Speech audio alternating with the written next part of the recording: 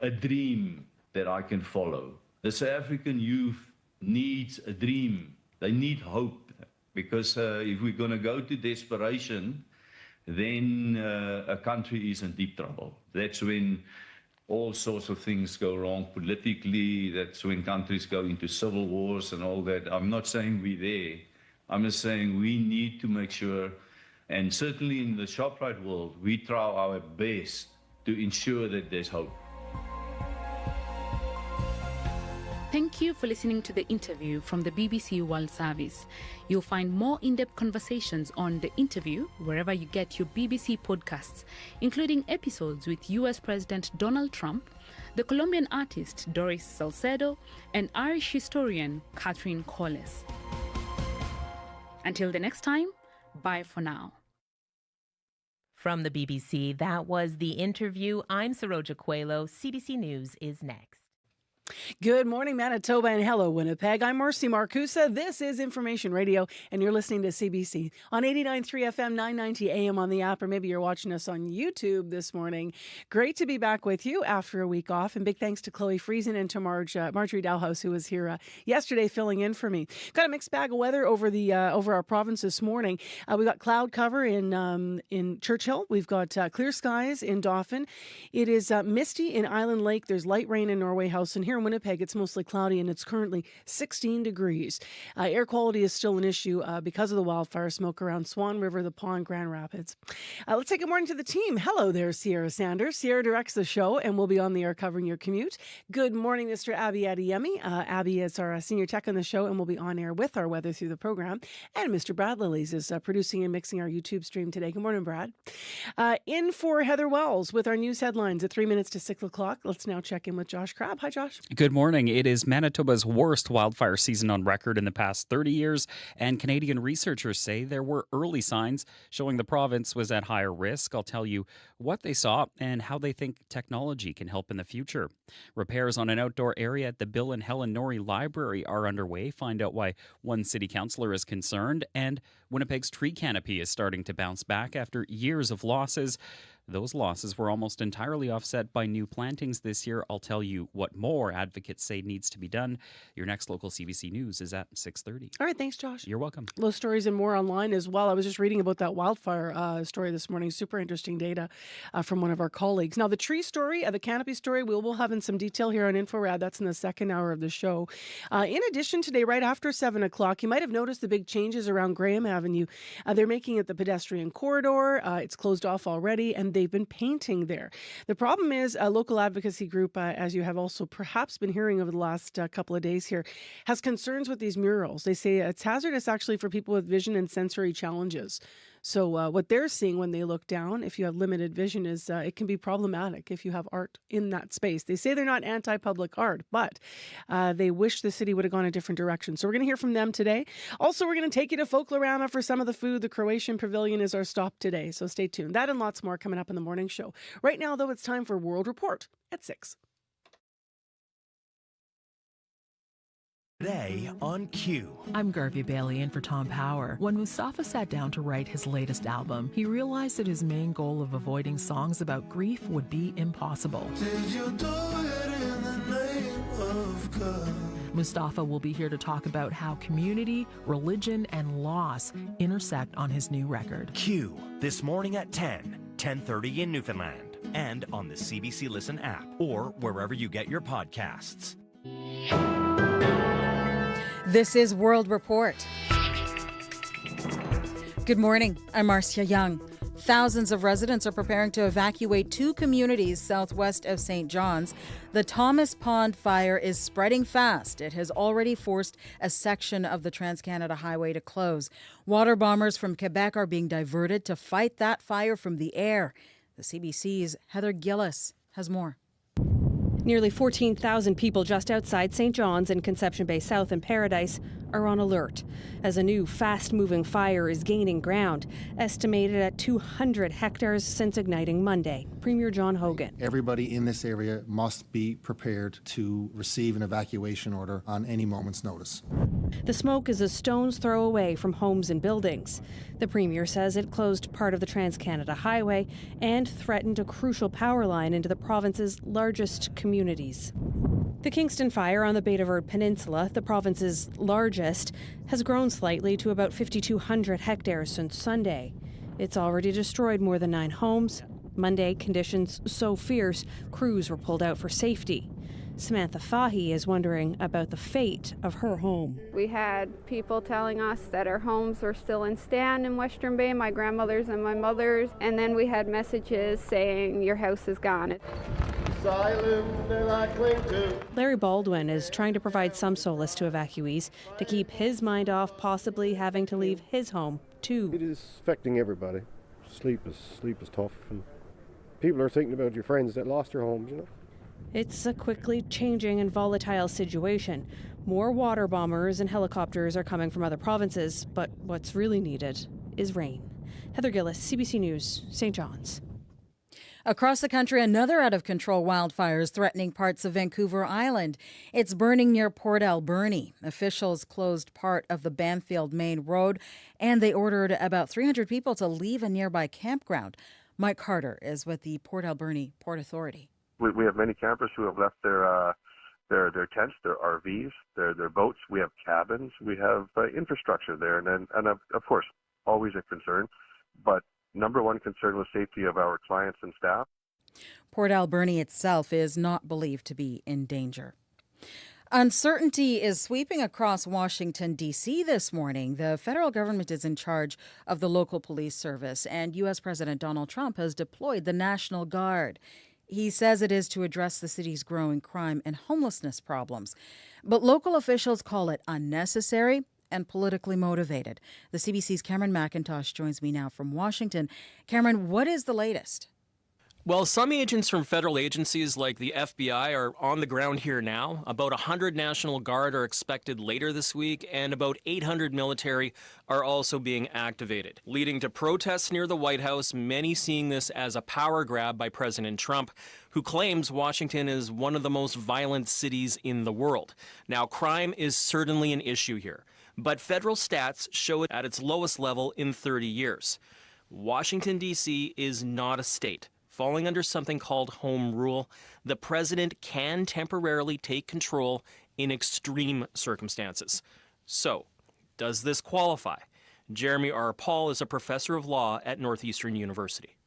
The existing statute is in place precisely for the reason that we might have wild, out-of-control rioting or invasion by a foreign power. We would want the president then to have all sorts of authority to repel an invasion or to put down massive rioting. Those things are not happening. And there are all sorts of questions about how this will actually work, with agencies like the FBI and Border Patrol not trained to do frontline policing. DC's mayor calls the deployment unsettling. There are concerns about Donald Trump wielding this power in other cities. What are you hearing? Yeah, Trump mentioned cities like Los Angeles, New York, and Chicago. All are run by Democrats, but the president doesn't have the same powers there. Here's Illinois Governor J.B. Pritzker. He has absolutely no right and no legal ability to send troops in to the city of Chicago. Now, crime is a winning message for Trump, and whether this proves to be productive or performative, it will test what the public is willing to tolerate, especially when it comes to potentially seeing military on the streets. And residents of D.C. are famously protective of their independence. Marcia? Thank you, Cameron. You're welcome. The CBC's Cameron McIntosh in Washington. The United States and China have agreed to put their escalating tariff war on ice for now. They will not impose any new tariffs on each other for the next 90 days. But that grace period is not extending to Canada. This morning, Beijing slapped an anti-dumping duty on canola from Canada. It says the provisional rate will be set at 75.8%. Australian Prime Minister Anthony Albanese says Israel's Prime Minister is in denial about the suffering in Gaza. He says that is part of the reason why Australia intends to recognize Palestinian statehood. I spoke with Prime Minister Netanyahu. He again reiterated to me what he has said publicly as well, which is to be in denial about the consequences that are occurring for innocent people. Albanese's comments add to growing international pressure on Israel to reach a ceasefire deal in Gaza. This morning, Norway's sovereign wealth fund says it intends to divest from more Israeli companies. That fund is the largest in the world, worth $2 trillion. It's already sold off 11 of the 61 stakes in those corporations. Colombia is mourning the death of presidential candidate Miguel Uribe. He died yesterday from injuries he got in an assassination attempt 2 months ago. Colombia's government blames a rebel group for Uribe's murder. But as Manuel Rueda reports from Bogota, analysts say this shooting could give right-wing politicians a boost in the next election. Dozens of people gathered at the spot where Senator Miguel Uribe was shot 2 months ago to pray and light candles in his memory. The senator's death has shocked Colombians who fear growing crime rates.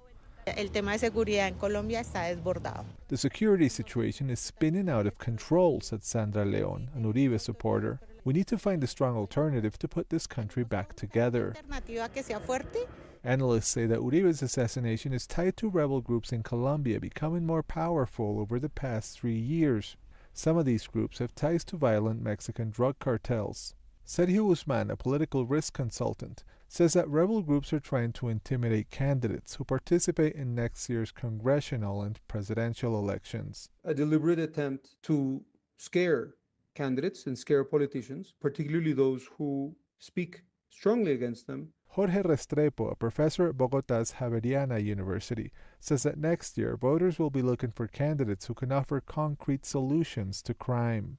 In my view, they will favor those candidates that have experience and rationality, and will disregard those candidates that offer vindictive policies. Colombia's left-wing government has offered ceasefires to rebel groups and tried to strike peace deals with them, but so far with little success.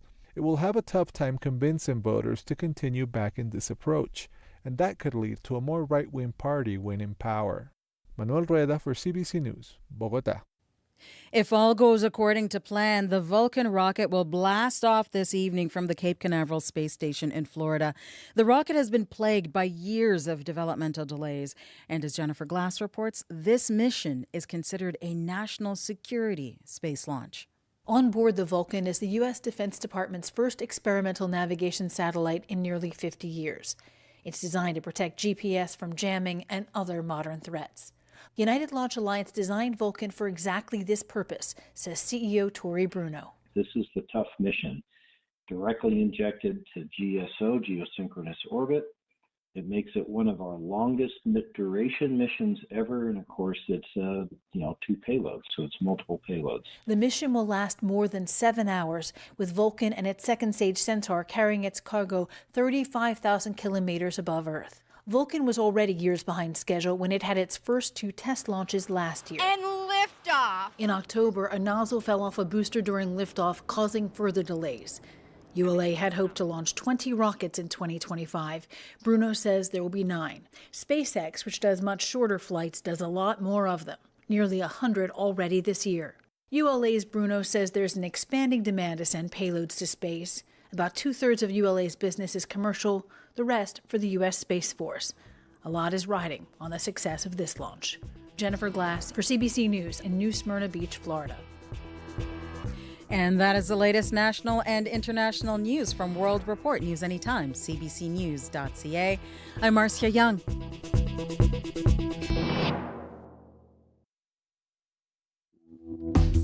Good morning, Manitoba, and hello, Winnipeg. I'm Marcy Marcusa. This is Information Radio. We're live in downtown Winnipeg on 89.3 FM. Thanks for joining us here on CBC. You might be watching also on our YouTube stream. All right, weather coming up in some detail in a moment. We'll just give you the temperature right now in Winnipeg. We're mostly cloudy and we're 16 degrees.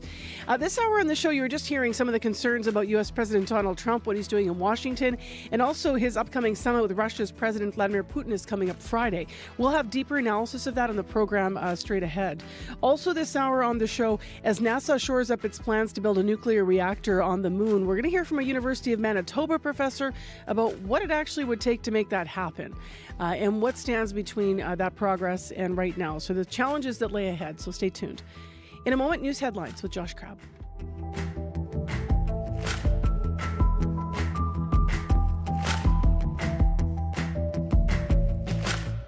So let's find out what is making news on this Tuesday, August 12th. Hi, Josh. Good morning. Researchers say satellite images and AI unearthed early hints of the catastrophic wildfire season in Manitoba.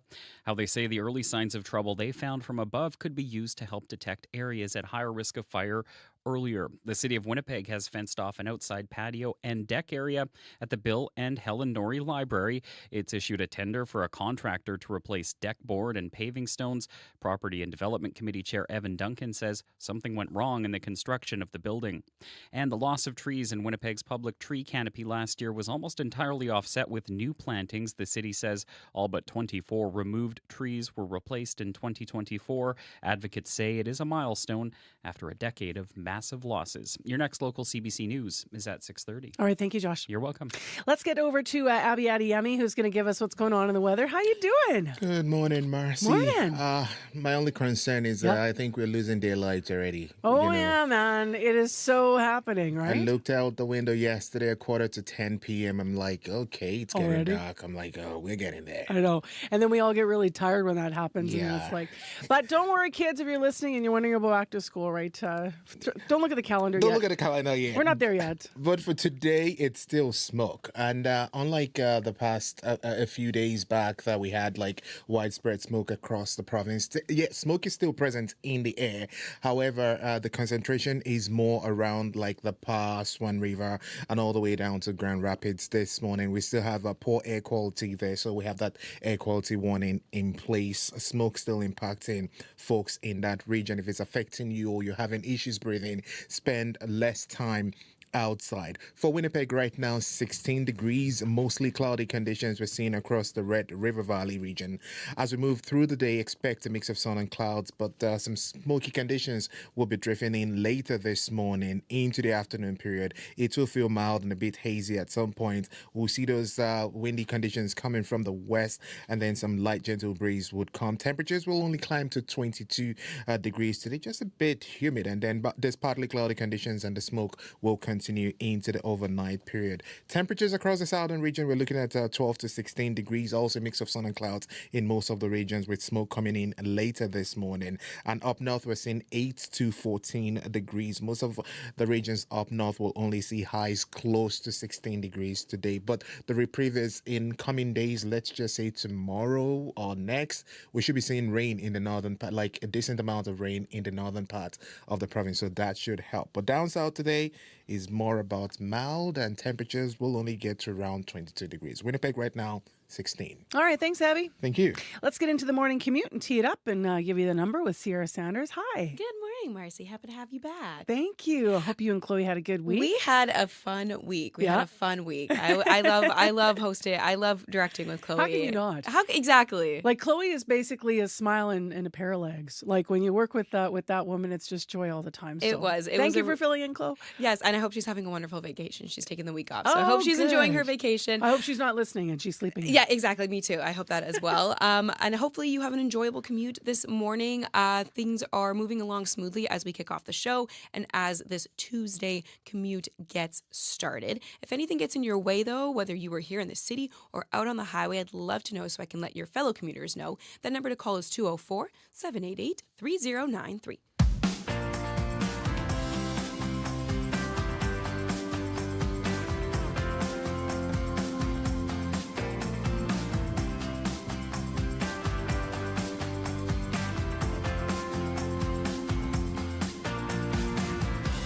Well, as I alluded to it, let's start this hour with something that sounds, frankly, like something straight out of a sci-fi novel.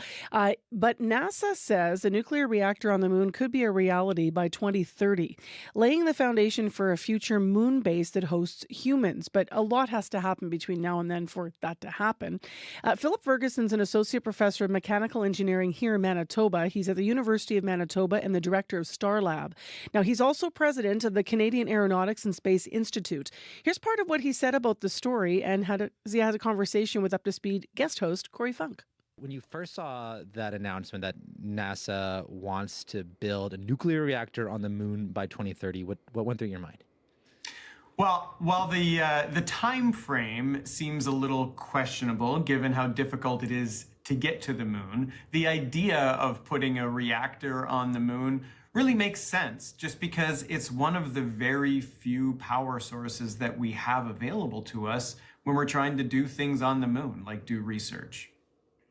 It was funny because at first, the first thing I thought, it's kind of almost sounded like something a cartoon villain would do, like I'll build a nuclear reactor on the moon. But obviously it's not. But so can you just kind of explain to me, why? Like why a nuclear reactor on the moon? You kind of gave a nice brief explanation there, but go into a little more depth for us. Sure. Yeah, exactly. So most of the things that we put into space now, like in orbit around the Earth, we use solar power. And that's because a lot of the time we're orbiting the Earth, we are in bright sunlight. But the moon has much, much, much longer days than Earth. A day on the moon lasts an entire month. So that means 2 weeks of the day are in bright sunlight, and the following 2 weeks are in dark nighttime. And so what that means is that not only are you extremely hot for 2 weeks because you're in bright sun constantly, but then you're extremely cold for those 2 weeks of nighttime, and you can't generate any power using solar panels in the middle of that lunar night. So really what it comes down to is we either need to have really, really, really big batteries that we can charge during the 2 weeks of sunlight and discharge them for the next 2 weeks when it's nighttime, or we use an alternative form of energy, and the most obvious one is nuclear power. 2030, even me, who doesn't know much about how to build nuclear reactors on the moon, thought that seems ambitious. So what do you think? You think it's possible? I do think it's possible. I mean, the idea of putting reactors in space is not new. We have often used thermonuclear generators on other satellites, especially those that go deep, deep into the solar system, so far away from the sun that there isn't enough photons to generate enough electricity. So building reactors for space is not new. However, landing anything on another planet, whether it be Mars or the moon or an asteroid or something like that, is always difficult. We've seen many different commercial companies and space agencies recently try to land things on the moon, and most of them have not been successful. Now, that doesn't mean it's impossible, of course. I mean, we're trying to do that, and actually one of our Canadian astronauts will encircle the moon in the next couple of years. But anytime you put anything into space, it's hard, and it's even harder when you try to land that thing on another planetary body. Some of the challenges that we need to go through in order to get something into space, well, it starts with the launch, right? So rockets that launch into space, they shake a lot. And generally, the reactors that we design here on the ground are not being designed to be shaken. And so certainly securing the fuel, making sure that that's safe during the launch aspect is difficult. We also have space radiation, and while that might seem strange because we associate nuclear power with radiation, it's a much different kind of radiation that we experience in space, and so protecting the electronics that drive these reactors against space radiation, in particular the Van Allen radiation belts which lie between Earth and the moon, that's a challenge. And then, of course, landing on the moon is difficult too, and this is where many of these recent missions have failed, in part due to thrusters and other sensors working properly, often on the far side of the moon when they go to land. That can be a challenge. And then, of course, we come back to thermal, right? So these devices need to work in the bright, bright sunlight for 2 weeks where they just bake in the sun, and then they need to operate for 2 weeks in the deep, dark cold, which, we like to think that we here in Manitoba are used to cold winters, but that's nothing compared to what a 2-week nighttime is like on the moon. I also can't help but think, like nuclear reactors, like if it explodes, what does that mean for the moon and for us? Like, are the tides going to be impacted? Should we worry about that? Well, in theory, I suppose, yes. However, what we're talking about here are very small amounts of radioactive and nuclear fuel. So even if one of these devices were to explode, it would be a very bad day on the moon, and it would really put into question our ability to do research on the moon, and certainly that area of the moon. But I don't think it's a credible threat for us to think that the moon will explode and be gone and then all of a sudden change tides. The moon is very far away, and the moon, for all that it is much smaller than the Earth, is still a very, very, very large item. And so no, I don't think we need to worry about life on Earth if something were to explode on the moon. However, there are concerns about rockets exploding on the way to the moon, and that is something that needs to have some serious consideration about the reliability and the path that those rockets take as they leave Earth. But again, that's not something that that is new to us. We often do planning like that for interplanetary spacecraft. So I think really it's an engineering challenge from a thermal perspective and from a structural vibration type perspective. That was part of a conversation with Philip Ferguson and Up to Speed guest host Corey Funk, an associate professor. Philip Ferguson is an associate professor of mechanical engineering at the University of Manitoba and also director of its STAR Lab. He's also president of the Canadian Aeronautics and Space Institute. If you want to hear that full conversation, by the way, you can check out our CBC Manitoba Listen app. Whether you're hanging out or out on the move, stay in the know with CBC Listen. The cost of living with Paul Havershrud goes beyond facts and figures. Real estate is the 800-pound gorilla of Canada's economy. And What on Earth with Laura Lynch explores the climate change crisis, problems and solutions. What happened that made you start to think and see climate change differently? The Cost of Living and What on Earth. Available now on CBC Listen. 6:22 a.m. I'm Marcy Marcusa. Next local news here coming up at 6:30 on CBC with Josh Crabb. In Winnipeg, currently mostly cloudy. We're 16 degrees, heading for 22. Brandon's clear and 12. Thompson is cloudy and 10 degrees. And smoke affecting especially the Paw Swan River and around Grand Rapids today. Well, next on the show, let's elaborate on something you've been likely hearing. And if you're on World Report this morning, you certainly heard this. U.S. President Donald Trump and his plans to deploy the National Guard to Washington, D.C., he says, to deal with crime there. He also gave more detail about why he agreed to meeting Russia's President Vladimir Putin in Alaska for a summit on Friday, and also what he hopes to accomplish. So let's walk through some of the details with Paul Waldman, who joins us via Zoom. He's a columnist for MSNBC, and he is in Washington. Good morning. Good morning. So what's the mood there ahead of this plan that Trump's got? Well, people here are, I would say, ranging somewhere between amused and ticked off. It's really quite remarkable. You know, as people have probably heard, violent crime in Washington is at a 30-year low. There was a spike in crime here, as really across the country during COVID. That happened in cities, in rural areas, but that has largely receded. And when Trump comes out and says, you know, it's mayhem, the gangs have taken over, there are lunatics killing everyone, obviously that's a fantasy. But he has the ability to take over the Washington Police Department for 30 days because of this kind of quirk in the law. You know, D.C. has a unique legal status. When it was established in the Constitution in the late 18th century, there really were almost no people living here. Now it's a city of 700,000, and it doesn't have statehood. It doesn't have voting representation in Congress, and the Congress is able to kind of get in and muck around with the laws that are passed by the D.C. City Council. This is a long-standing complaint of people in D.C. that they don't have the same representation that other Americans do. But it also gives the federal government the opportunity to do things like this. Because they didn't update it since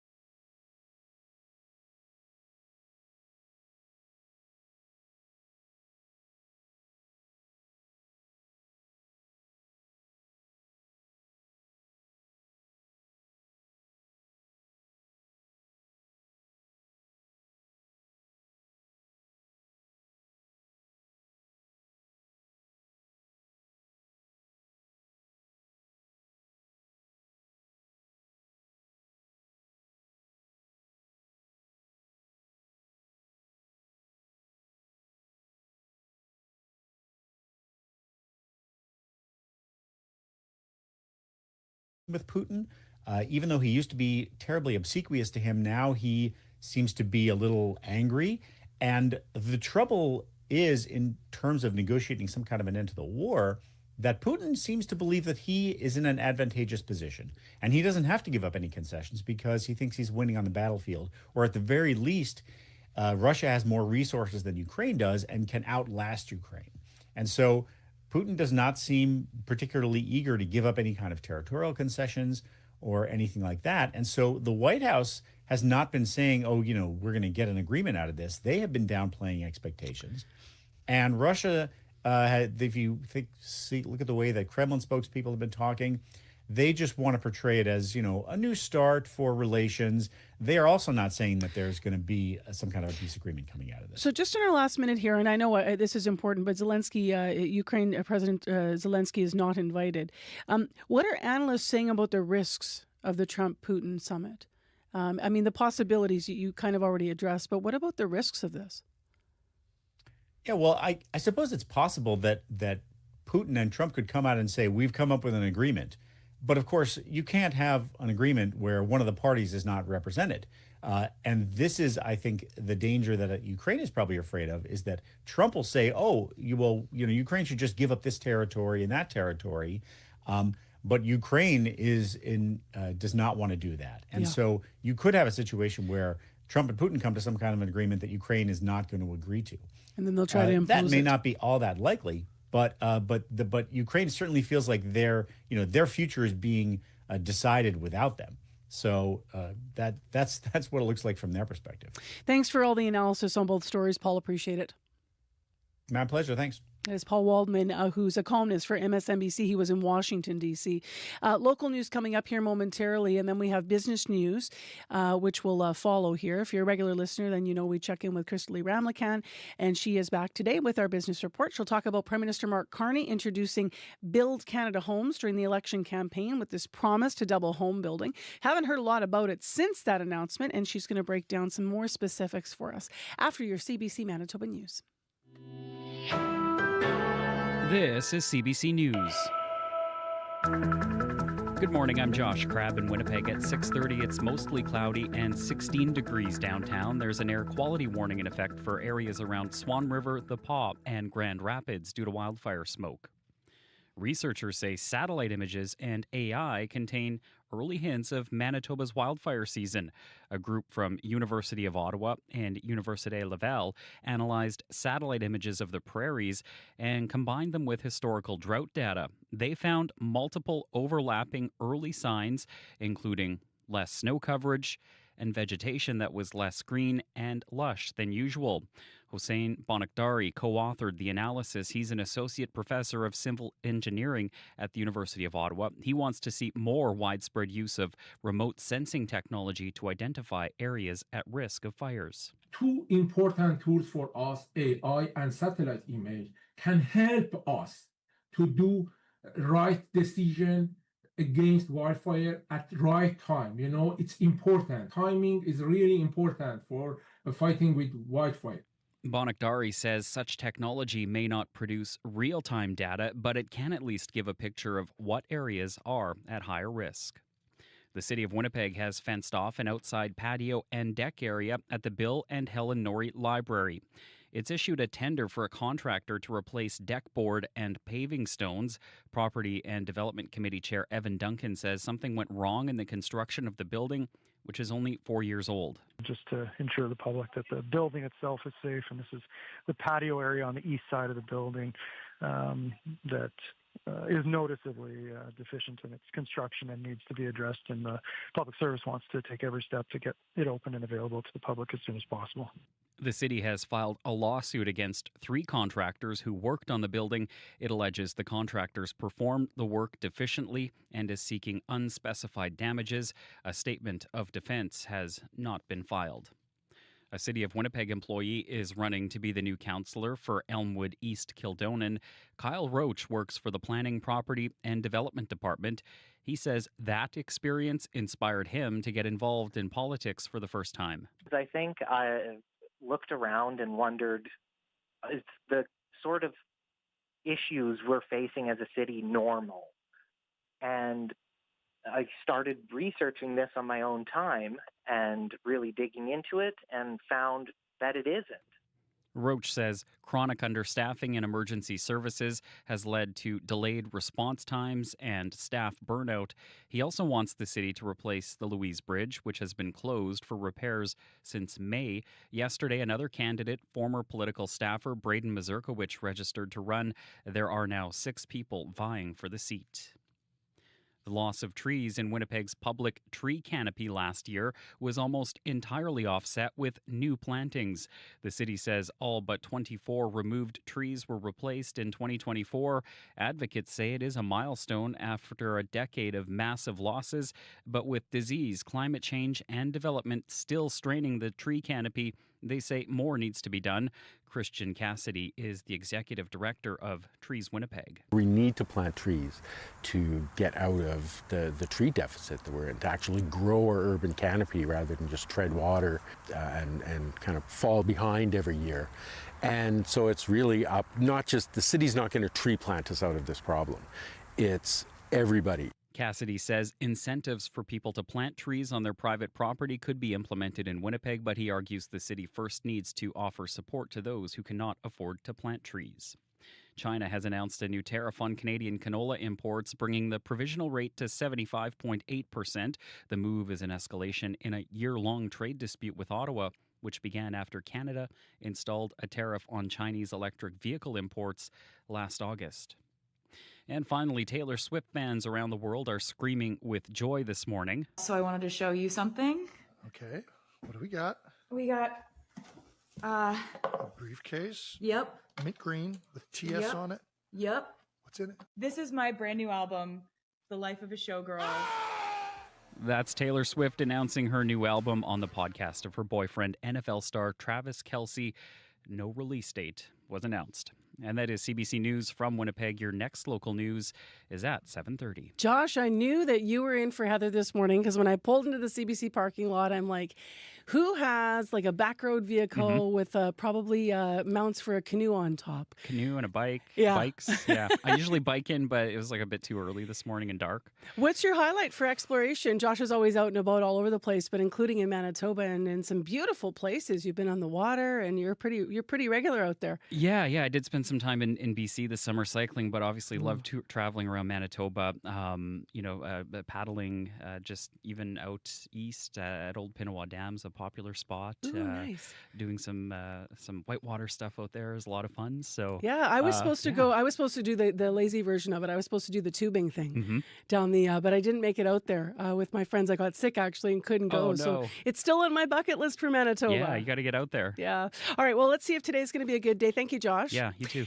Regional forecast time. Abby Adiemi is in with those details. Hey. Good morning, Marcy. We're still seeing issues with wildfire smokes in parts of the province this morning. We have warnings in some areas up north. There's still smoke present actually in the air, but the warnings we just have for the Swan River and regions around Grand Rapids this morning. The smoke still making the air very unhealthy. We're talking about the index around 10 plus in those regions, so you need to take care because conditions can change quickly, even over a short distance. You might not notice it in your community, but once the wind direction changes, it will blow your way. Now, for Winnipeg, we are sitting at 16 degrees at this time.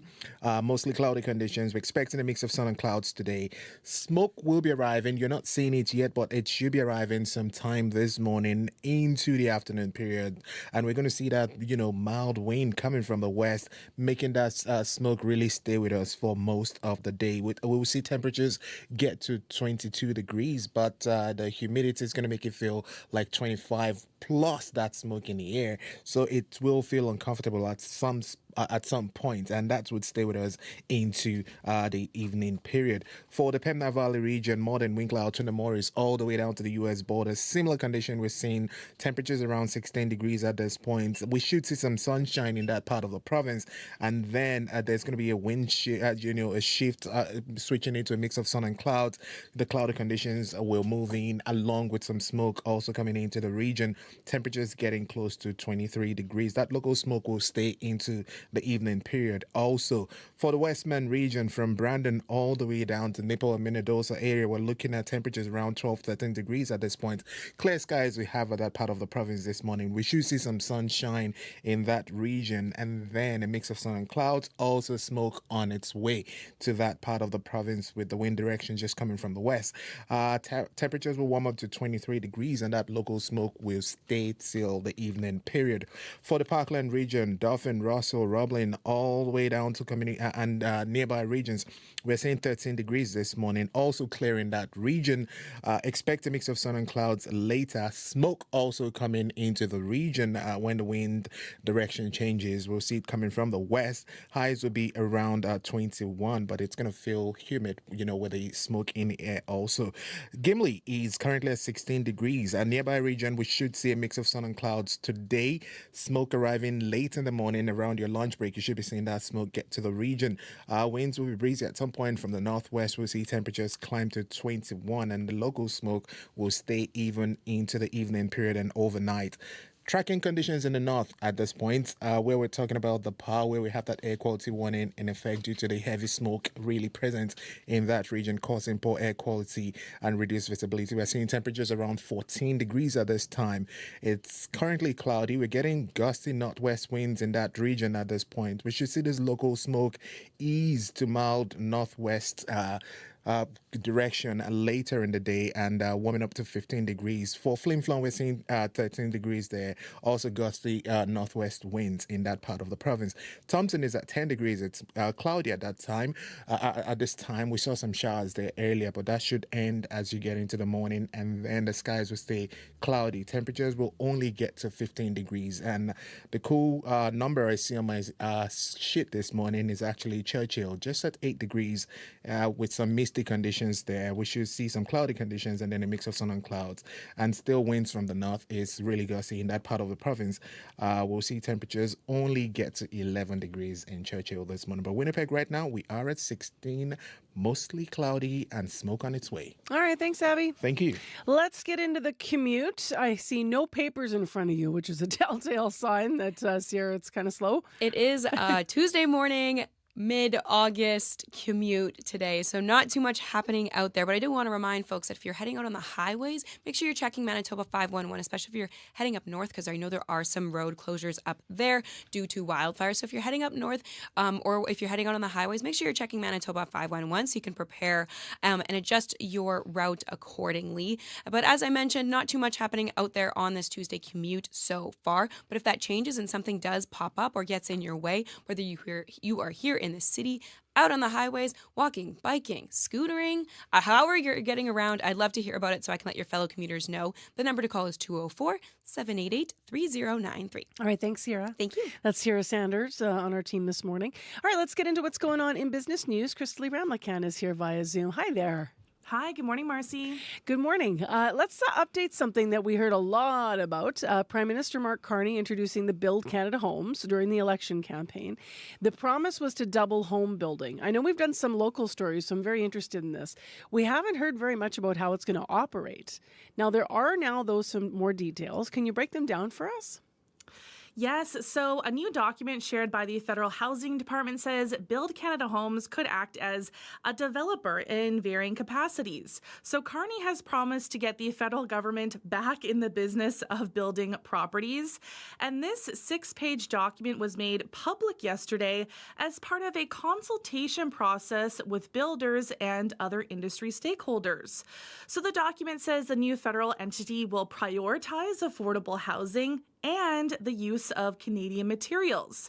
So Build Canada Homes is also intended to accelerate the speed at which federal lands are converted to housing. And the department is still working on the program's design and is accepting feedback from the public until the end of this month if people want to do that. So it says the government will look at projects that expand the supply of housing run by organizations such as co-ops, nonprofits, and Indigenous housing providers. It will also prioritize projects that use new methods of construction, such as prefabricated or 3D printed construction. So that's an interesting detail. And of course, we know housing affordability has been a major issue as there haven't been enough homes built in Canada to keep up with population growth.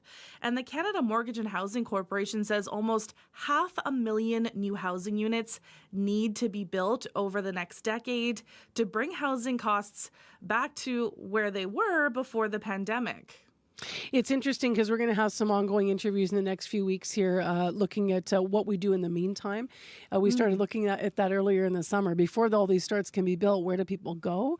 So landlords and some existing properties in Winnipeg specifically, I'm talking about now, have they're becoming a bigger part of the solution in the interim. So we'll see how fast they can get everything started. Let's talk about what a lot of people, if they're traveling this summer, are thinking about, which is WestJet saying that some passengers' personal information has been stolen. What do we know about what happened? Yeah, so the airline says that some data, including information about travel documents such as passports, was stolen in a cyber attack earlier this year. But it says credit and debit card numbers and users' passwords were not compromised.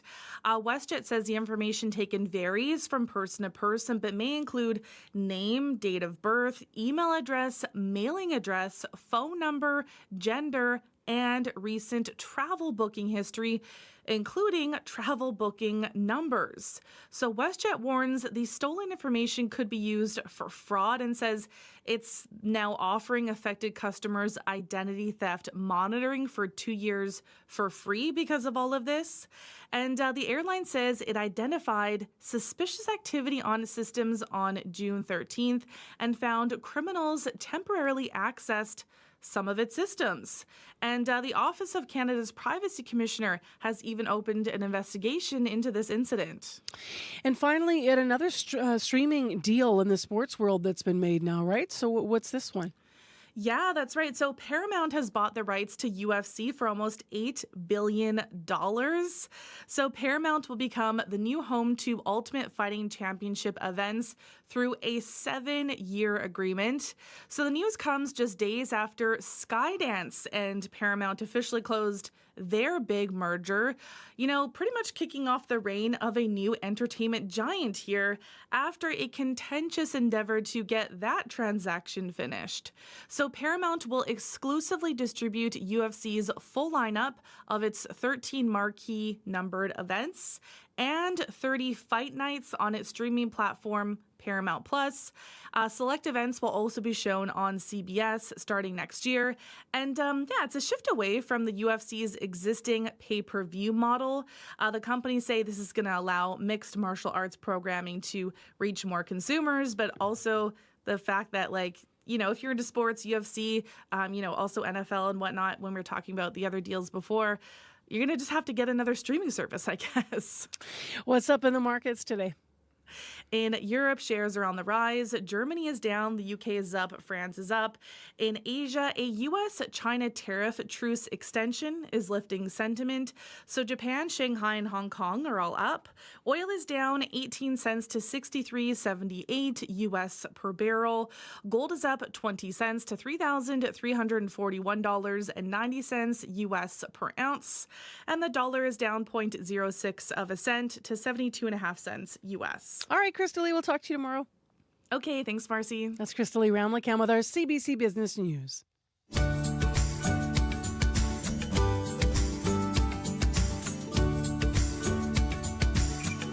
Well, you going to the Burt Block Party this year in the heart of downtown Winnipeg? It starts this week. If you are, you might catch Manitoba's Brandy Vesna. She plays Thursday night with Dean Brody, Owen Riegling, and Haley Benedict. And in case you're not, here she is now on CBC with Old Fashioned Values.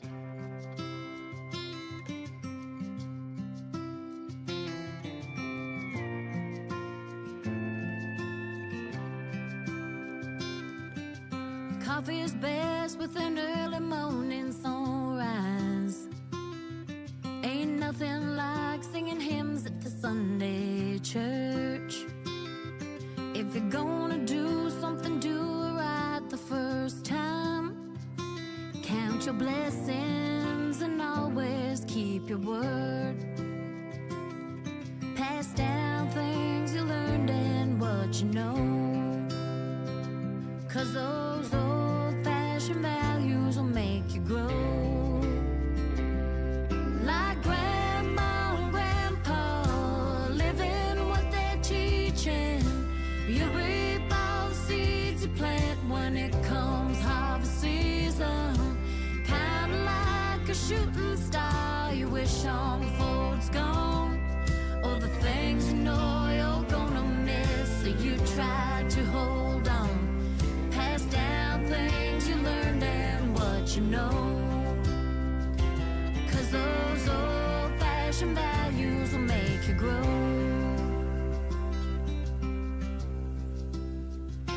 Love your neighbor like you love yourself.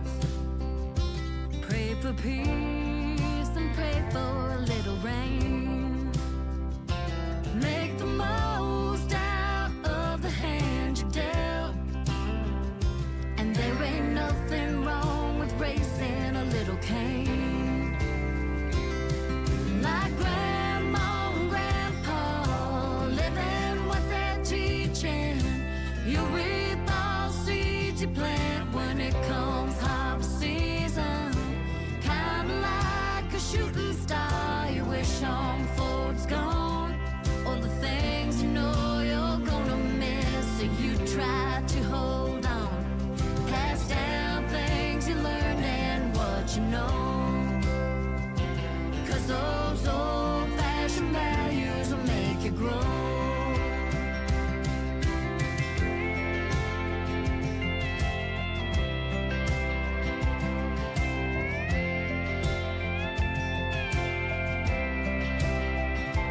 Make you know why you work for what you earn. There's some things that you can't buy, you just gotta learn. Like grandma and grandpa, living what they're teaching. You reap all seeds you plant when it comes harvest season. Kinda like a shooting star you wish on before it's gone. Or the things you know you're gonna miss, so you try to hold on. Pass down things you learned and what you know. 'Cause those old-fashioned values will make you grow.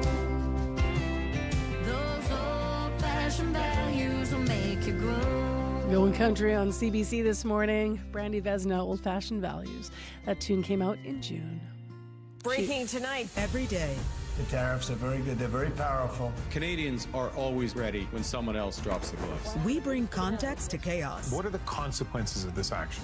We must retaliate. In our own backyard. Come on, plane crash. And beyond our borders. It's the scene of an airstrike. You're gambling with World War III. Negotiations are ongoing. From the source you can trust. It's time to dig deeper into the story. The National, Canada's newscast. Tonight on CBC. 9 minutes to 7 o'clock on CBC. 16 degrees, mostly cloudy in Winnipeg. And we just heard from Brandy Vesna. I just want to mention she's going to be performing in downtown Winnipeg this week. So the Burt Block Party coming up fast. She will share the stage on August 14th. That is when she's performing. Lots of Manitoba performers mixed into the other artists that are coming to town. By the way, also on Thursday night, Dean Brody and Owen Riegling, as well as Haley Benedict. She performs a little later in the month as well if you want to support local and check out some good music. August 28th, Brandy Vesna is playing at the Lyric in Assiniboine Park. That's their summer entertainment series if you haven't checked that out. Well, if you are looking at a calendar, then you might realize that Mark Carney has just passed his first 100 days as Canada's 24th Prime Minister. He brought the Liberals to a minority government in a wave of high hopes and big promises. To take stock of how it's gone so far for the leader, Alex Ballingall is with us, Deputy Ottawa Bureau Chief for the Toronto Star. Good morning. Hey, good morning. So what do you think's been significant in Mark Carney's first 100 days? Well, there's a lot, I think. It's been a hugely fascinating, I guess, and in some ways dramatic period in our political life. But I think the biggest thing is just, if we try, it feels like a million years ago, but if we harken back to last winter when the Liberals were really on the ropes and Trudeau himself was on the ropes and his caucus was revolting, against him, and he was looking like it was almost a lame duck government heading into an election that the Conservatives were almost certain to win, and probably a majority. And then Trudeau steps down, the rise of Carney, the return of Donald Trump, and the threats to our sovereignty and this trade war, massive anxieties. And then the Liberals kind of tap into that and pull off this huge political comeback and defeat the Conservatives and cling to power under Carney in this new kind of differently oriented, politically liberal government under Mark Carney, maybe more center-right than center-left, which the Trudeau Liberals probably were. So, just even that narrative and that story is quite a significant and dramatic thing that I'm sure will be studied and looked at and discussed for years to come. So let's do the columns, starting with what he's accomplished, and then we'll look at what he's fallen short on. What's he accomplished, do you think? Well, I think a lot of it is TBD. 100 days, but it's Parliament's been off. There hasn't been much time to pass legislation, those types of things. But I think one thing that supporters of government would probably see as an accomplishment is how they've navigated dealing with Trump. There's no trade deal, but they've preserved this exemption for the free trade agreement so that a lot of the goods that still get traded with the United States are exempt from tariffs, which I think, as Trump has declared trade wars on much of the world, has maybe given Canada a bit of an edge. So there's that could be spun as an accomplishment. Defense spending is maybe another thing that was sort of a gorilla on Canada's back on the international stage and with NATO, that we were falling short of our percentage of GDP defense spending compared to much of the alliance. Carney very aggressively has changed that, signed on to this new, much higher target, and moved up the goal line to hit that 2% of GDP target from under Trudeau it was 2032, and now they're hitting that this year with an extra $9 billion in defense spending. Last week they were raising salaries for soldiers as well. So I think those things might be kind of in the potential accomplishment column. But again, a lot of the Carney agenda is kind of works in progress still. Mm-hmm. So, we'll see how it all turns out. And what about where he's fallen short? Well, again, I think with the works in progress element to this, it's hard to say. But, I think there are certainly political risks on his agenda, given how high of a bar he has set for himself. Going back to the trade stuff, he's talked about winning the trade war, defeating Donald Trump in this trade war. That was kind of his election rhetoric.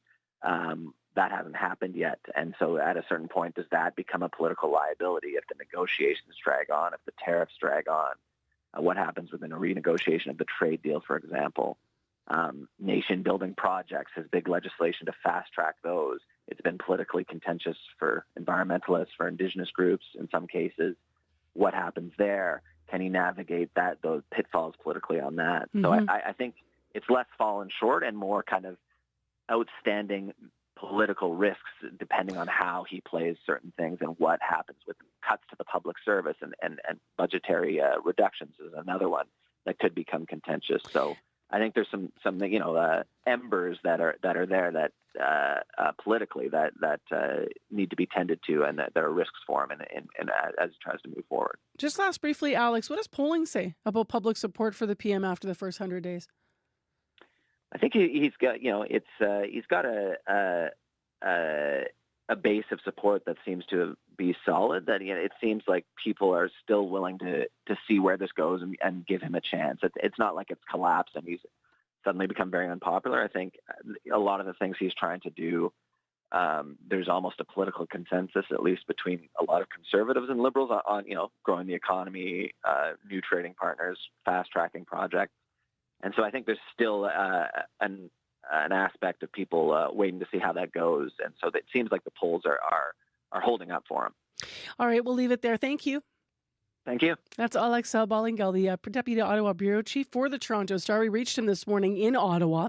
Here in Manitoba, Josh Crabb has been keeping an eye on headlines, and he's here with an update. Hi. Good morning. The city has filed a lawsuit against 3 contractors who worked on the Bill and Helen Norrie Library. The city alleges the contractors performed work deficiently and is seeking unspecified damages. There are issues with an outdoor area at the building. A statement of defense has not been filed. Winnipeg's tree canopy is starting to bounce back after years of losses. Those losses were almost entirely offset by new plantings last year. I'll tell you what more advocates say needs to be done. And Manitoba is having its worst wildfire season on record in 30 years. Canadian researchers say there were early signs showing the province was at higher risk. I'll tell you what they saw and how they think technology can help in the future. Your next local CBC News is at 7:30. Thanks, Josh. You're welcome. We're going to have more on that tree story coming up as well. Also, what are you doing today? Are you shredding 100 pounds of cabbage? That's what's happening. To get ready for one pavilion at Folklorama. We're going to visit in the next hour the Croatian pavilion. We'll find out more about what's being served up and hear some of those great community stories. Plus, a local advocacy group says the roadway murals on the Graham pedestrian corridor are hazardous for people with vision and sensory challenges. They say they consulted with the city before this, and now they're disappointed in having challenge with what's being planned there and painted. So stay tuned. We're going to hear all about their concerns in the next hour of Information Radio. Let's get into what's happening briefly in the weather here. Mostly cloudy, 16 in Winnipeg. Brandon's clear and 12. Thompson cloudy and 10 degrees. Smoke around the Swan River in Grand Rapids. And here in Manitoba, widespread smoke in Winnipeg, expected to move in late this morning. Our high in the city is 22 degrees, and that is the same actually if you're in your city in Brandon of 23 degrees, or if you're up in the city of Thompson. You're going to hit a high of 15, so that'll be a little bit cooler, of course, than we are here in the south. If you need us on the morning commute, give us a call, please. Sierra will pick it up and pass it along. 788-3093, 788-3093. World Report's coming up next. It's 1 minute to 7.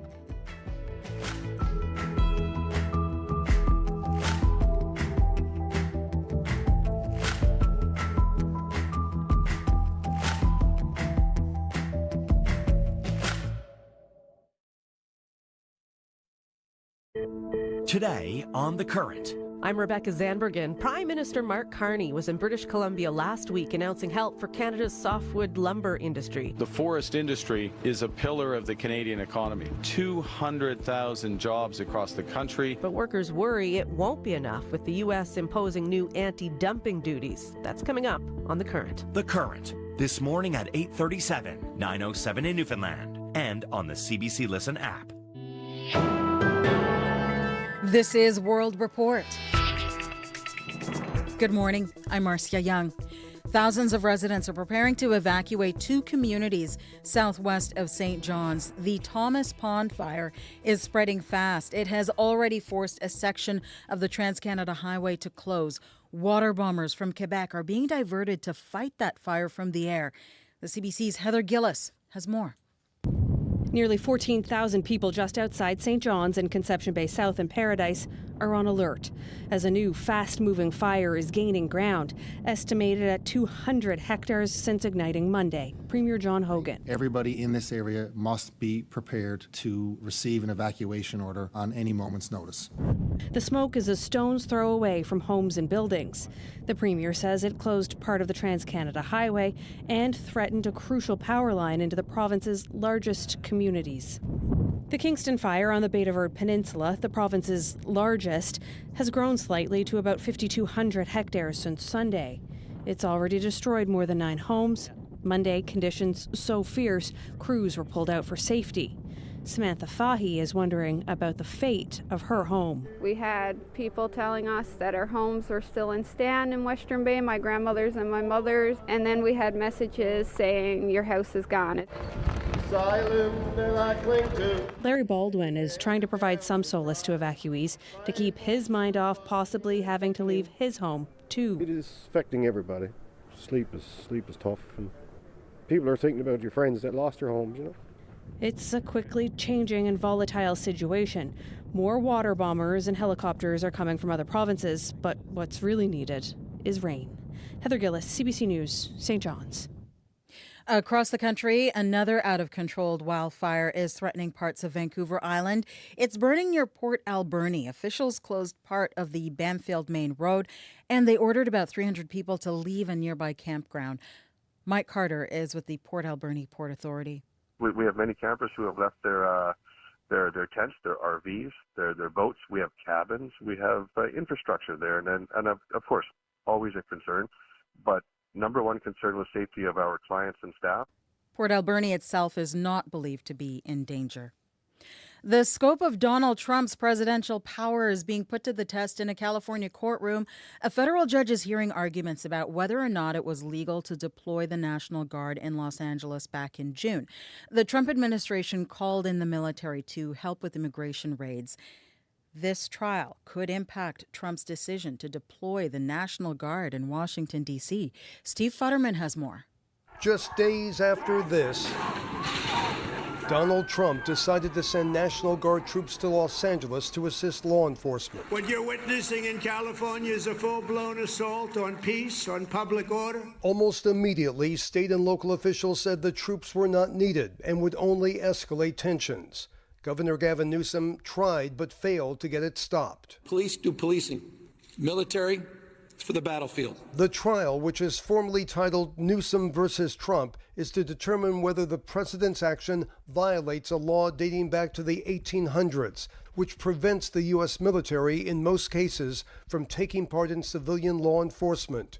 During testimony on day one, Army Major General Scott Sherman, who oversaw the military deployment, was asked if the situation in Los Angeles ever reached the point of an actual rebellion. No one that you spoke with from the Department of Defense ever used the term rebellion, correct? That is correct. All these words are potentially important to determine whether sending the troops to L.A. was legal or even necessary.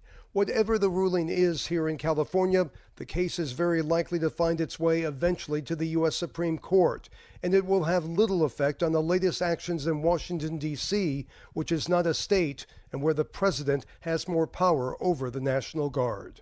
Steve Futterman for CBC News, Los Angeles. Washington, D.C. is not the only city Donald Trump is considering taking over. The U.S. president says he's considering taking control of local police departments in Los Angeles, Baltimore, and Chicago. Democratic Illinois Senator Dick Durbin says this is all a part of Trump's political theater. It's a typical move by this president to create chaos and uncertainty and to draw the attention from other issues like Jeffrey Epstein and his papers, draw the attention away from the concern of American families that health care is beyond their reach and the cost of living is beyond their reach. He's trying to change the subject. Durbin called on Americans to stop what he calls the rise in authoritarianism across the country. The United States and China have agreed to put their escalating tariff war on hold for now. They will not impose any new tariffs on each other for the next 90 days.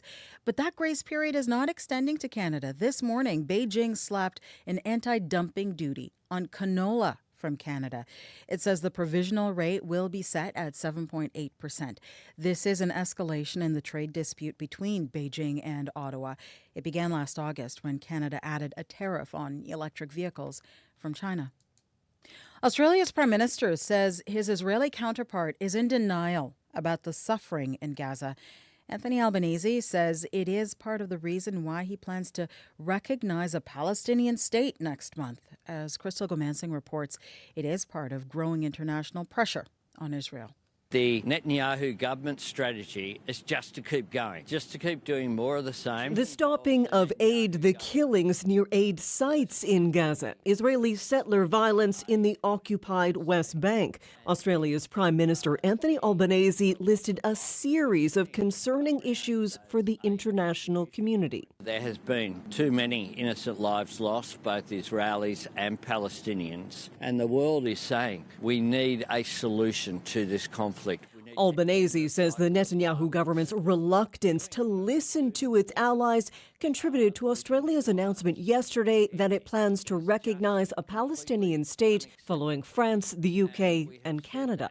In Norway, officials said its $2 trillion sovereign wealth fund planned to divest from more Israeli companies as a part of its ongoing review of investments in the country over its situation in Gaza and the West Bank. This past weekend, the European Union's foreign policy chief, along with foreign ministers from 9 countries, including Australia and Norway, called for Hamas to release all of the hostages, while rejecting Israel's decision to expand its military operations in Gaza. Crystal Gamansing, CBC News, London. Ukrainian President Volodymyr Zelensky says Russia is preparing for new offensive operations in Ukraine. Russia's president is supposed to discuss ceasefire conditions with the U.S. president later this week.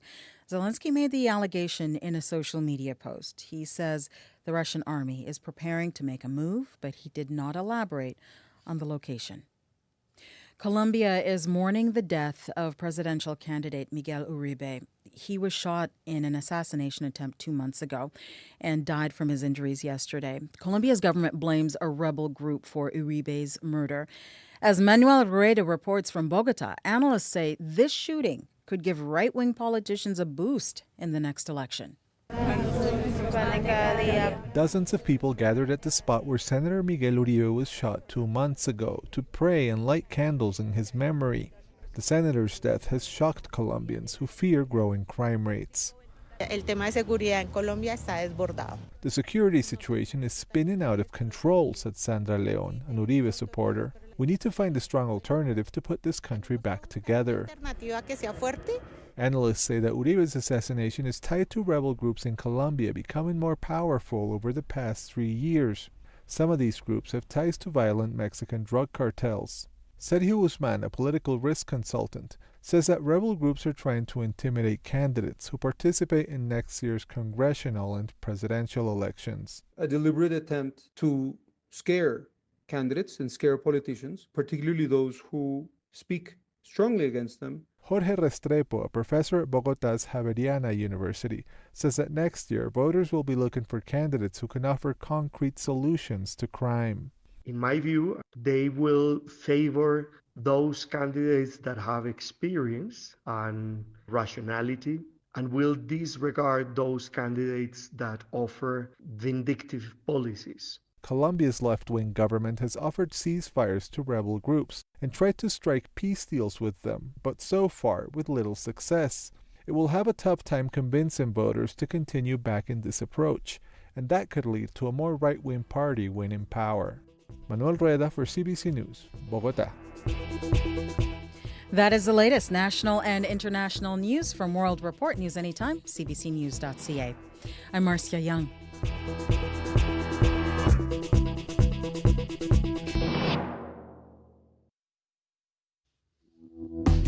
Good morning, everyone. I'm Marcy Marcusa. Nice to be back with you here at Information Radio. You're listening to CBC. It's the morning show on 89.3 FM, 990 AM on that app and on YouTube.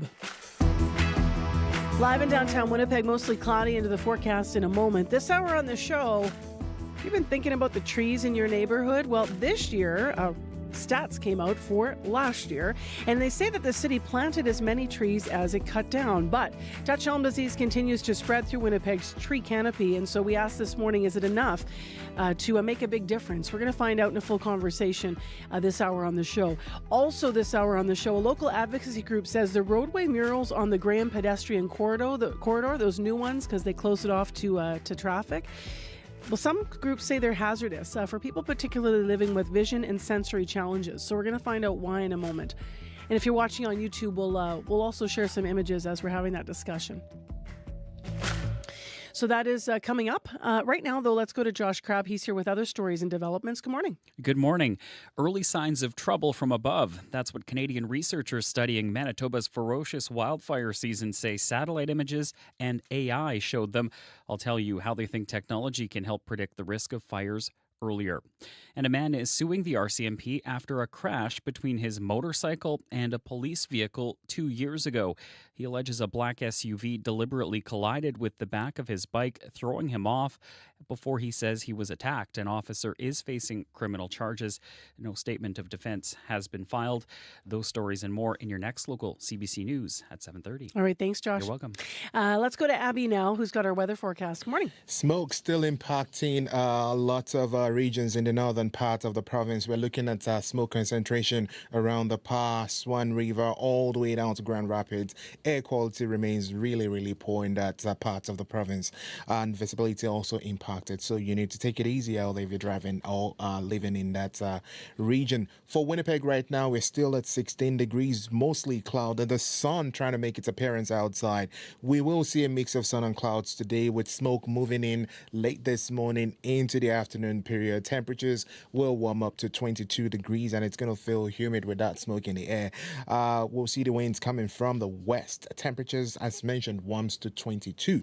In the southern regions, we're already seeing temperatures around 22 degrees, getting close to 23 later today, while up north, we're still seeing 9 to 14 degrees with smoky conditions in the northern part of the province. Churchill at 9 degrees right now, Winnipeg 16. All right, thanks, Abby. Thank you. And here's Sierra Sanders popping back in with a commuter update. Good morning. Yeah, good morning. I just want to give folks a reminder about some construction on the Norwood Bridge. So we saw some delays there yesterday, but I want to give a quick reminder. The northbound median lane is closed for paving. So there you can expect some pretty big delays for northbound St. Mary's and westbound Goulet there. So that's as you're heading towards the downtown, if you are a downtown worker like ourselves. So that's the northbound median lane on the Norwood Bridge. It's closed for paving. So expect some delays there, northbound St. Mary's and westbound Goulet. If you have anything else to update me on, whether it's some construction that's slowing things down or something that's getting in your way, you can give me a call on the CBC commuter line. The number is 204-788-3093.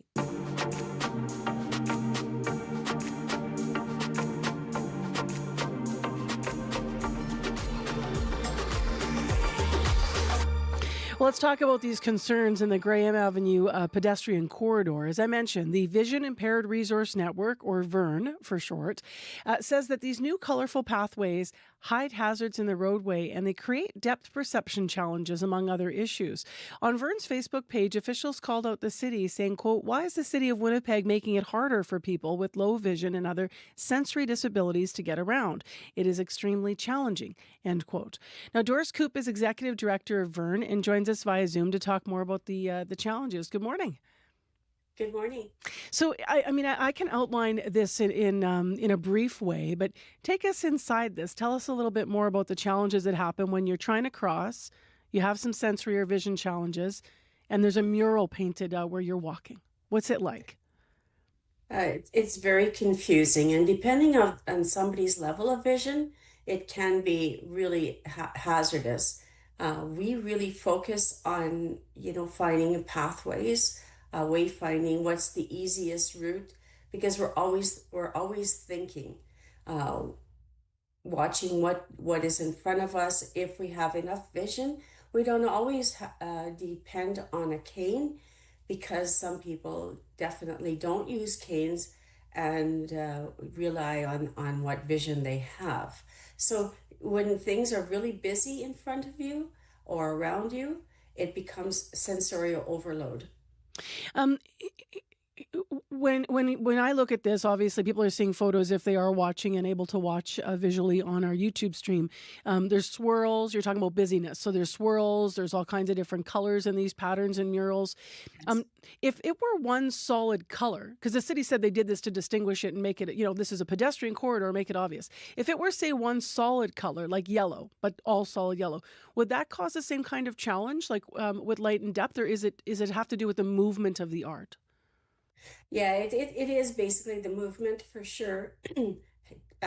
Selecting one color will get us into a lot of trouble, as everybody has a preference. Excuse me. So, it's hard to get into those conversations because nobody really wants to discuss them very, very much.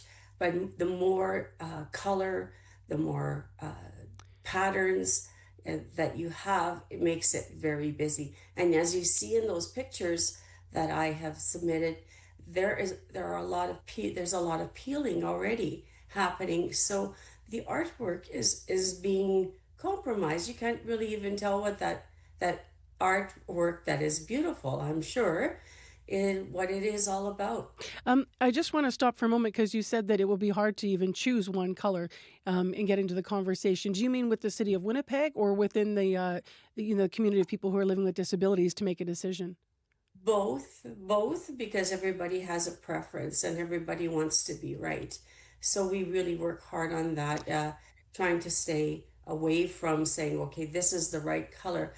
Got Having one color, say something like a yellow, might make it too intense. The other part of it is it loses the reasoning for us having those yellow truncated domes, or the street markings that I say when you want to cross the street, those white lines where that parameter that you're supposed to stay in so that the cars don't hit you when you're crossing Graham going north south. Yeah, you would lose the delineation, and that's critical Totally. too. Now, Yes. you have, am I correct here? You have consulted, before this happened, you consulted on what this would look like, right? What did you ask for? What did you hope for?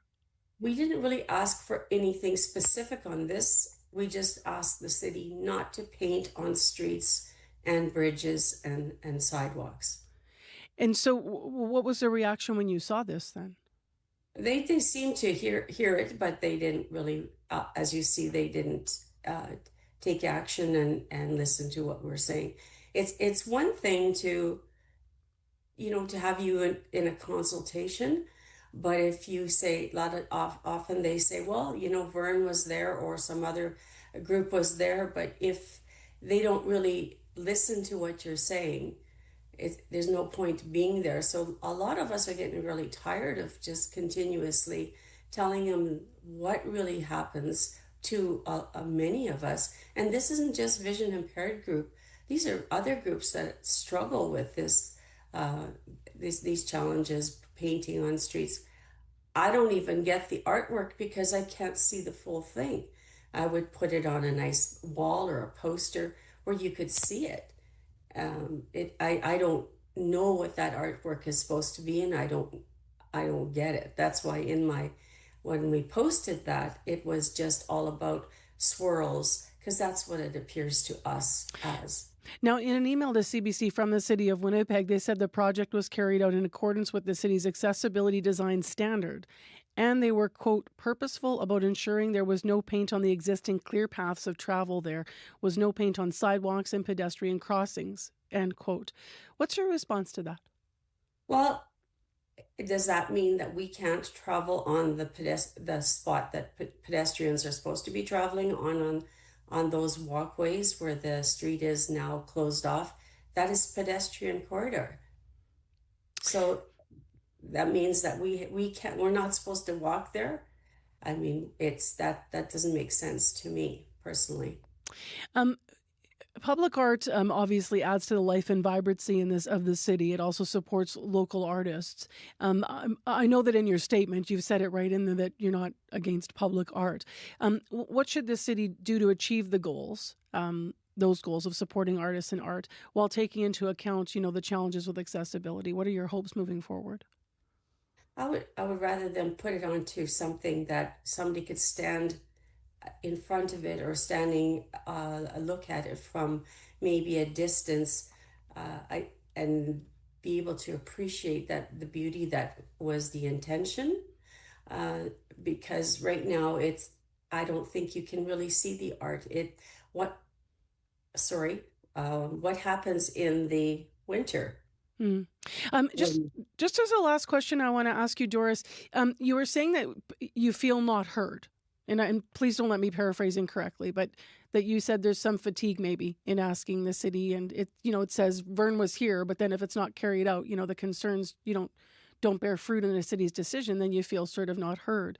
Are there examples of what the city might be doing? Examples of art in the city that is accessible and safe for the visually impaired, or are there other examples where you feel that the concerns aren't being heard from? I'm wondering the nature of that. Well, this one really hit home for me because when I went, I love downtown. I love to walk on the streets of Winnipeg to be able to experience what is there as businesses and for food and things like that. This one really, I was extremely hurt by this one, and I did write a post immediately, and it wasn't very good.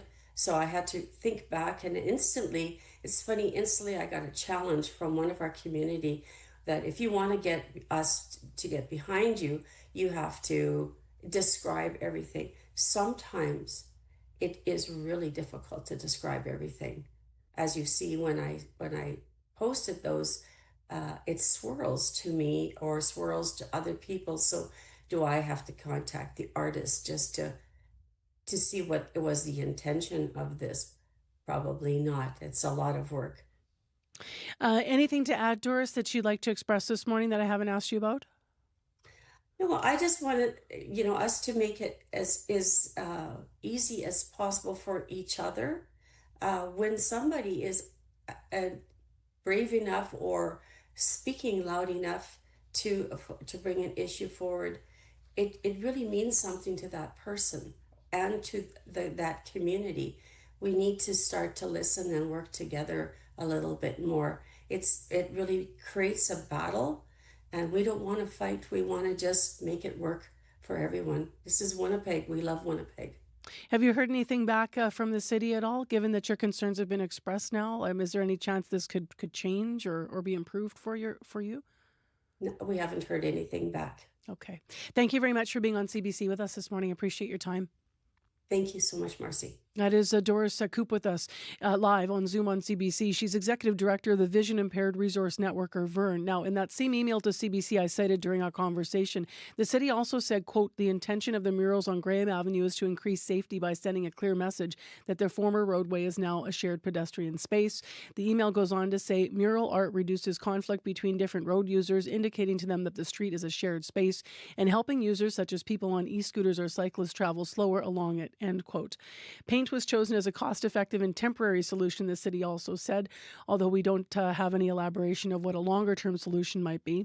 The city also encourages anyone to email them at centerplan2050@winnipeg.ca with additional feedback. And certainly on CBC's end here, I think we should just look at other cities and maybe see what they do to make things safe and accessible for their entire communities as well.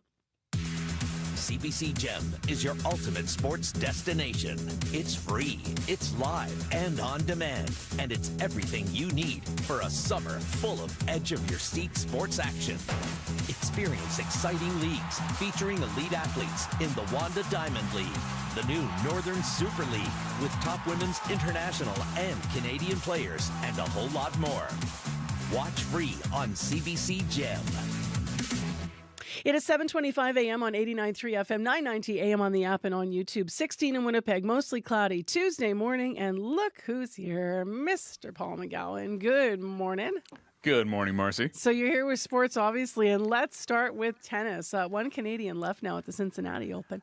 And that's Felix Auger-Aliassime. He was in the round of 32 yesterday up against French opponent Arthur Rinderknecht. Now, Felix won a first-set tiebreak and was leading in the second set when Rinderknecht collapsed onto the court. Now, important stuff out of the way. Rinderknecht is fine. He collapsed at least in part due to just how hot it was yesterday in Cincinnati. But Auger-Aliassime talked about his thoughts in the moment after Rinderknecht went down. At first, you, as a player, you go from trying to win and being competitive to okay, is it serious, and maybe I should go over and see if, there's anything, urgent to do or call people to help quickly, So in the end, it was all good. Nothing, major. He's back, in the locker room now and he's fine. But yeah, it was, I think, scary for him. It was at least 33 Celsius in Cincinnati yesterday, and that is without the Humidex. Again, Rinderknecht appears to be fine, and Auger-Aliassime is on to the next round. That comes tomorrow against Benjamin Bonzi. The other Canadian in action yesterday, not so successful. That was Gabriel Diallo. He loses to number 1 seed Yannick Sinner. Now let's go to the Canada Games where we witnessed a potentially historic win in basketball, right? Yeah, on the men's side of the competition, round-robin play. It probably goes without saying that at a games like this, the territories are in tough. They don't have the population to pull from. They don't have the same resources or even the same well of coaching expertise. And so as best as anyone can remember, a men's team from the Northwest Territories has never beaten a provincial opponent at basketball. And so you can understand the excitement here as the seconds tick down. Northwest Territories up 3 on PEI.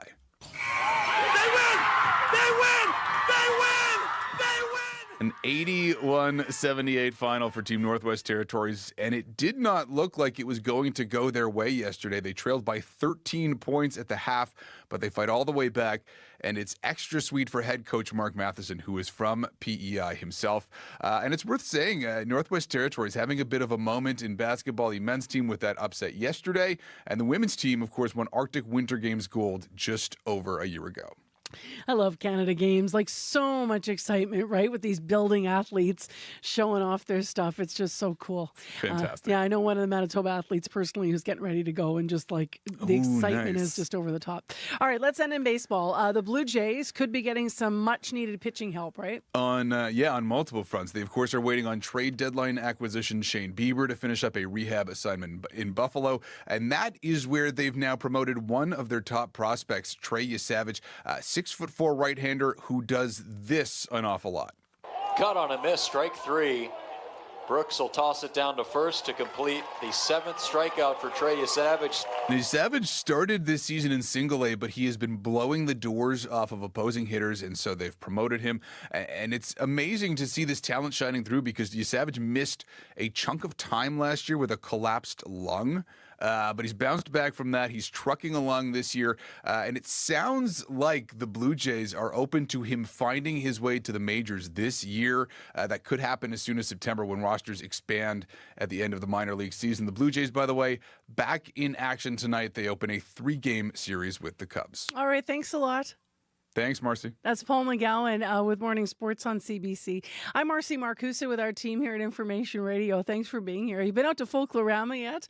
So many pavilions going on, lots of fun, and yeah, lots of food. So after the news, we're going to hear from our community reporter who's been checking out some pavilions. And from chicken cutlets to apple strudel, we're going to take you to the kitchen at the Croatian Pavilion to find out how food prep is coming along for this year's Folklorama. I understand today 100 pounds of cabbage are going to be shredded for that pavilion. So lots going on. Can you imagine the turnover for those pavilions? How much food you'd have to cook and put out? We're going to hear more about that. Also, we're about to hear a bit of this in the news, and I just want to mention we have a full interview about it. It's about the city last year planting as many trees as it cut down, but how much of a difference will that make? Well, Josh will start that story off for us in a moment, and then we'll hear a deeper conversation. In the traffic situation this morning, you might want to check 511 on highways before you head out. That's smoky conditions, any issues in the wildfire places, particularly north. In Winnipeg, the smoke's really going to move and affect us probably sort of mid-morning, although already it's pretty cloudy out there. Not sure what it's smelling like since I'm in the studio. But you can give us a call if you have anything to pass along on the morning commute. That number is 788-3093, 788-3093. In addition, just want to mention that a little bit later in the program this morning, we're going to talk about the fact that there's been a shortage of medication for menopause symptoms.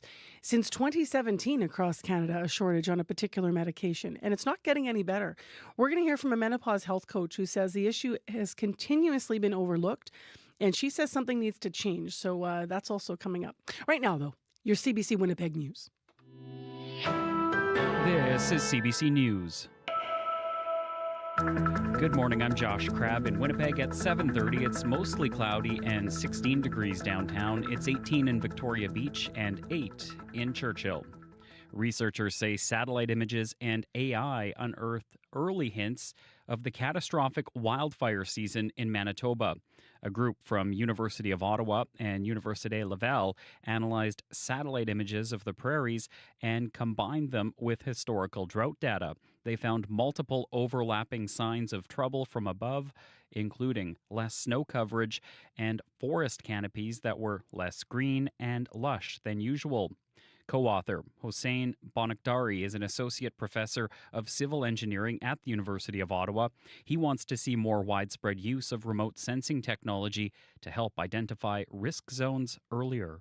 We need to do some acceleration in early warning system, etc. The satellite images and AI algorithm, etc., open a new windows for us to benefit from advantage of this novel technology. Their findings were published this month in the journal Earth. A man is suing the RCMP after his motorcycle collided with a police vehicle 2 years ago. Daniel Leclerc is accusing the Mounties of excessive use of force. According to his statement of claim, Leclerc was driving down Highway 5 near Dauphin when he made a U-turn. He alleges a black SUV deliberately collided with the back of his bike, throwing him off. He claims the officer driving the SUV later hit Leclerc's back with his knee, punched him in the face, and used a police dog to attack him. The officer currently faces criminal charges of assault causing bodily harm and dangerous operation of a vehicle in connection with the incident. He's scheduled to appear in court in November. The lawsuit also accuses 5 other Mounties at the scene of not stopping the alleged attack on Leclerc. CBC News has reached out to the RCMP. Leclerc's lawyer declined to comment. An outdoor area at a Winnipeg library needs repairs. The patio and deck outside the Bill and Helen Norrie Library is fenced off. The City of Winnipeg has issued a tender for a contractor to replace deck boards and paving stones. Councillor Evan Duncan says he's concerned because the library is only 4 years old. Some pretty significant heaving that causes concerns there, obviously, with footing and this being such a new library and new space that it was clearly an error somewhere along the line with installation that needs to be addressed. The city has filed a lawsuit against 3 contractors who worked on the building. It alleges the contractors performed the work deficiently and is seeking unspecified damages. A statement of defense has not been filed. A former political staffer has entered the race to be the new councillor for Elmwood East Kildonan. Braden Mazurkowicz has worked on multiple campaigns, including for Glenn Murray and Colin Reynolds. Now he's running to replace former city councillor Jason Schreier, who died unexpectedly earlier this year. Jason was a friend, and him and I had conversations over the years of stuff that needed to be done in the area, like the Louise Bridge, for example, that's been closed this summer. Getting our fair share of tax dollars back to the ward because a lot of it happens to flow west and south Winnipeg, and we're kind of forgotten about over here. Last week, another candidate, city planner Kyle Roach, also registered as a candidate. There are now 6 people running in the by-election set for October 25th. U.S. President Donald Trump is meeting with Russian President Vladimir Putin in Alaska Friday. They'll discuss the war in Ukraine, but Ukraine isn't invited to the meeting, and that has European leaders concerned. 26 European heads of state released a statement today. It says Ukrainians must have the freedom to decide their future. The statement was endorsed by leaders of all EU countries except Hungary. And finally, the tree canopy in Winnipeg, I should say, is starting to bounce back after years of massive losses. Over the last decade, more than 28,000 trees were removed, but not replaced by new ones in public areas. 2024 marked a major slowdown. Winnipeg planted 1 tree for all but 24 that had been removed. City Forester Martha Barwinski says it is significant progress, but more needs to be done. The greatest impact for increasing that canopy will be planting on residential properties, on private properties, planting through additional developments, planting on commercial properties, in manufacturing areas, industrial areas, school properties, hospital areas, and that is beyond our jurisdiction. Barwinski says awareness and new partnerships will be key to reforesting private land. Winnipeg wants its canopy to grow and cover nearly a quarter of the city by the year 2065. That is CBC News from Winnipeg. Your next local news is at 8:30. We have a story coming up, Josh, about Folklorama. Are you a Folklorama guy? I haven't been this year at all. I was actually at the Ukrainian Pavilion. I checked it out last night. Ooh, what'd you eat? Did you eat? Of course.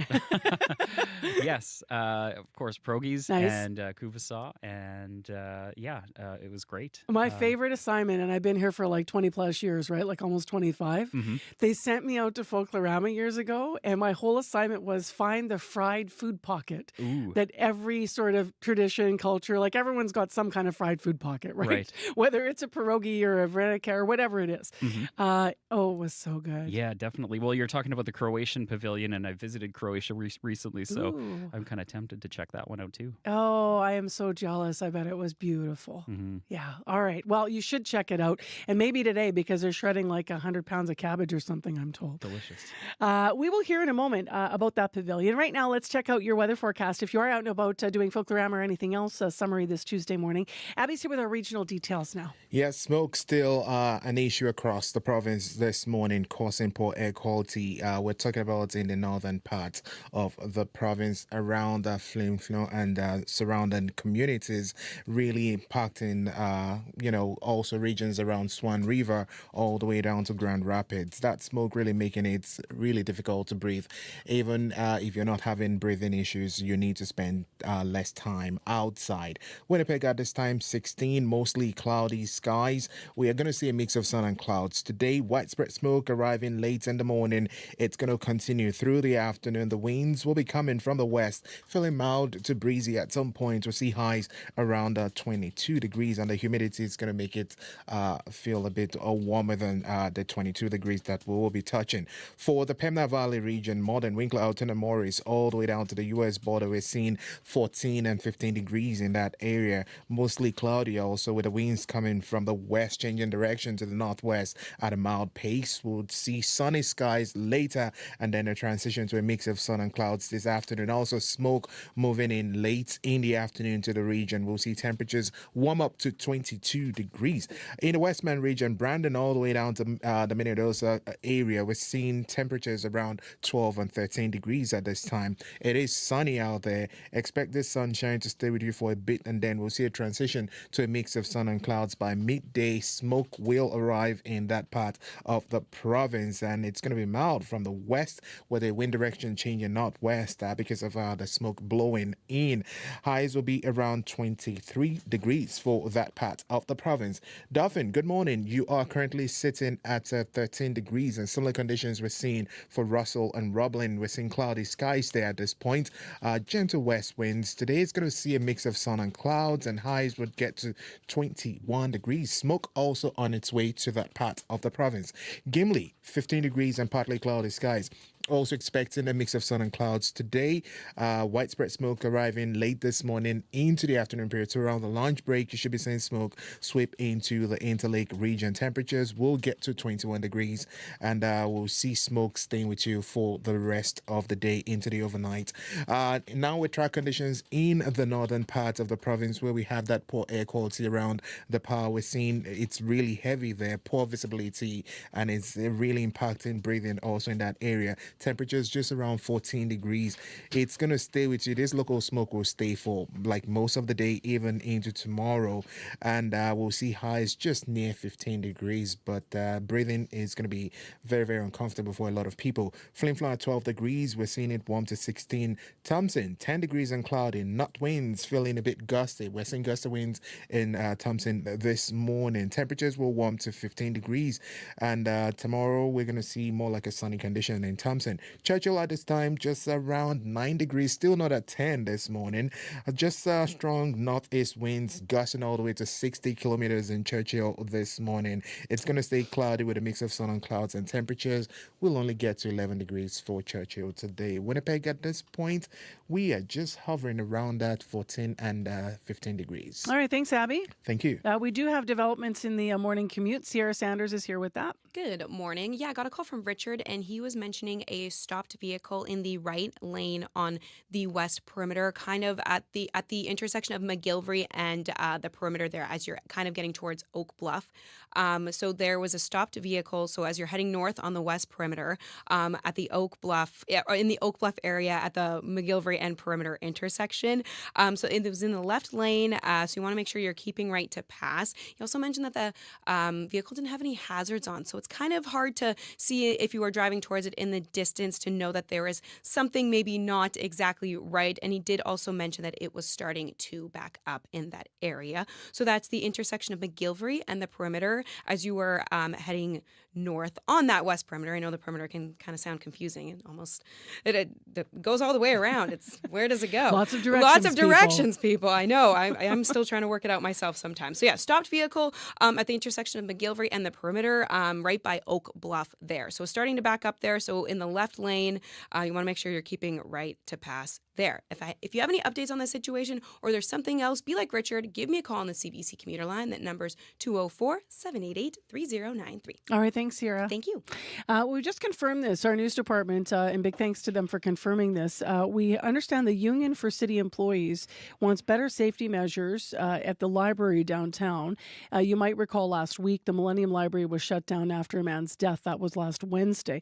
We're going to talk to the union representing city employees about this issue and what they're looking for, and that is coming up here live on Information Radio after 8 o'clock, so stay tuned. Right now, it is 7:41 on CBC, and a small team of volunteers has been busy in the kitchen every single day at the Red River Community Center.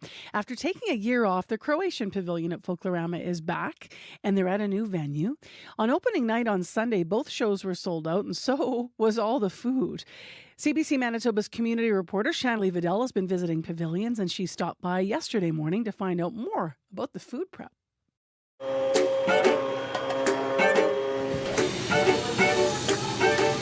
Food is my love language, so getting to feed people, hundreds of people, every single day for an entire week is bucket filling. I absolutely love it. Hi, my name is Krista Magdic. I am the kitchen coordinator for the Croatian Pavilion this year, 2025, Folklorama. We need to be able to prep tonight for about 100 people. So our average day is between 12 and 14 hours. We begin anywhere between 9:30 and 10 a.m. every morning. It starts with baking apple strudels from fresh. We shred 100 pounds of cabbage every day.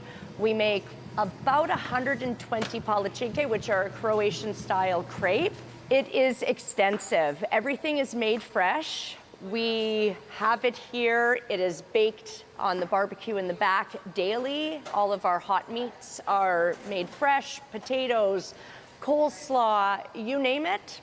It is prepped and made on site daily. This year we've actually introduced a new menu item. It is in English a chicken cutlet. In Croatian, Zagrebački odrezak.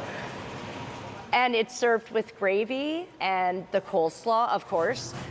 The Croatian Pavilion goes through at least 1,000 pounds of cabbage to make coleslaw. And this year, there's going to be a special meal served up that makes use of all those leftovers. Because you cannot shred completely down, we are going to cut up the remainder, and we are going to have a fried cabbage and sausage special for the end of the week.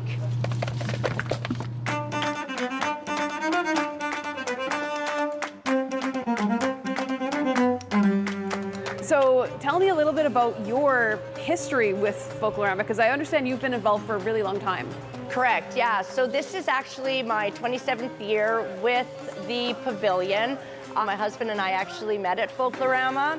I was a bus tour volunteer, and my husband was the coordinator that year. My family is Folklorama. My girls in the back, Emily and Juliana, are in the process of baking the palichinke, the crepes.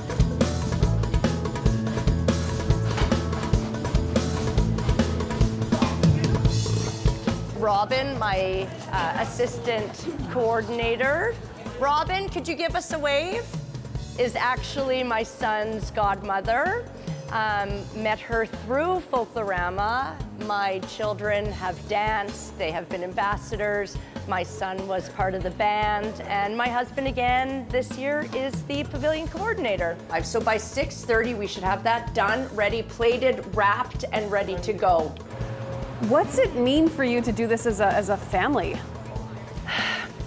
It brings us back to our origin story. It brings us back to where we started, because without Folklorama, my family doesn't exist. Without Folklorama, my friendships don't exist. To give back to this community is probably one of the greatest things I get to do every year. I know you were so nervous. Last night. Shanley Vidal, CBC News, Winnipeg. It's just such a nice reminder of all those communities coming together and celebrating the past, the present, and the future of our diversity all across Manitoba. By the way, Krista Magic, who we're hearing there in Shanley's piece, recommends making reservations ahead of time because the Croatian pavilion has been selling out. Folklorama and the many pavilions run through Saturday. CBC Music, live at Massey Hall, the most iconic music venue in Canada. An absolute milestone in the careers of musicians who stand on the historic stage. And you have a front row seat. A new season of episodes now available. Bahamas, The Glorious Sons, The Sadies, Field Guy, Serena Ryder, O.C. Elliott, and Chantal Kreviazek. CBC Music, live at Massey Hall. Watch free on CBC Gem. 7:46 a.m. is the time right now on 89.3 FM, 990 AM on the app and YouTube. I'm Marcy Marcusa, Brad Lilly, Sierra Sanders, and Abby Adiemi behind the glass this morning, as well in our news department, Josh Crabb. 16 in Winnipeg, 12 in Brandon, 10 in Thompson, and thanks for being here. Well, how hard was it for you to get up this morning? A little bit hard? Very hard? We all have those days where you're like really dragging out of bed. Having a blink, maybe coffee's not even going to do it. Well, next in the show, a little bit of music from a local artist. Manitoba's Quentin Blair is known for his genuine storytelling in his tunes. This one's an anthem for blue-collar workers who might be having a hard time getting into the daily grind and longing for job change. This is called Same Old Shift.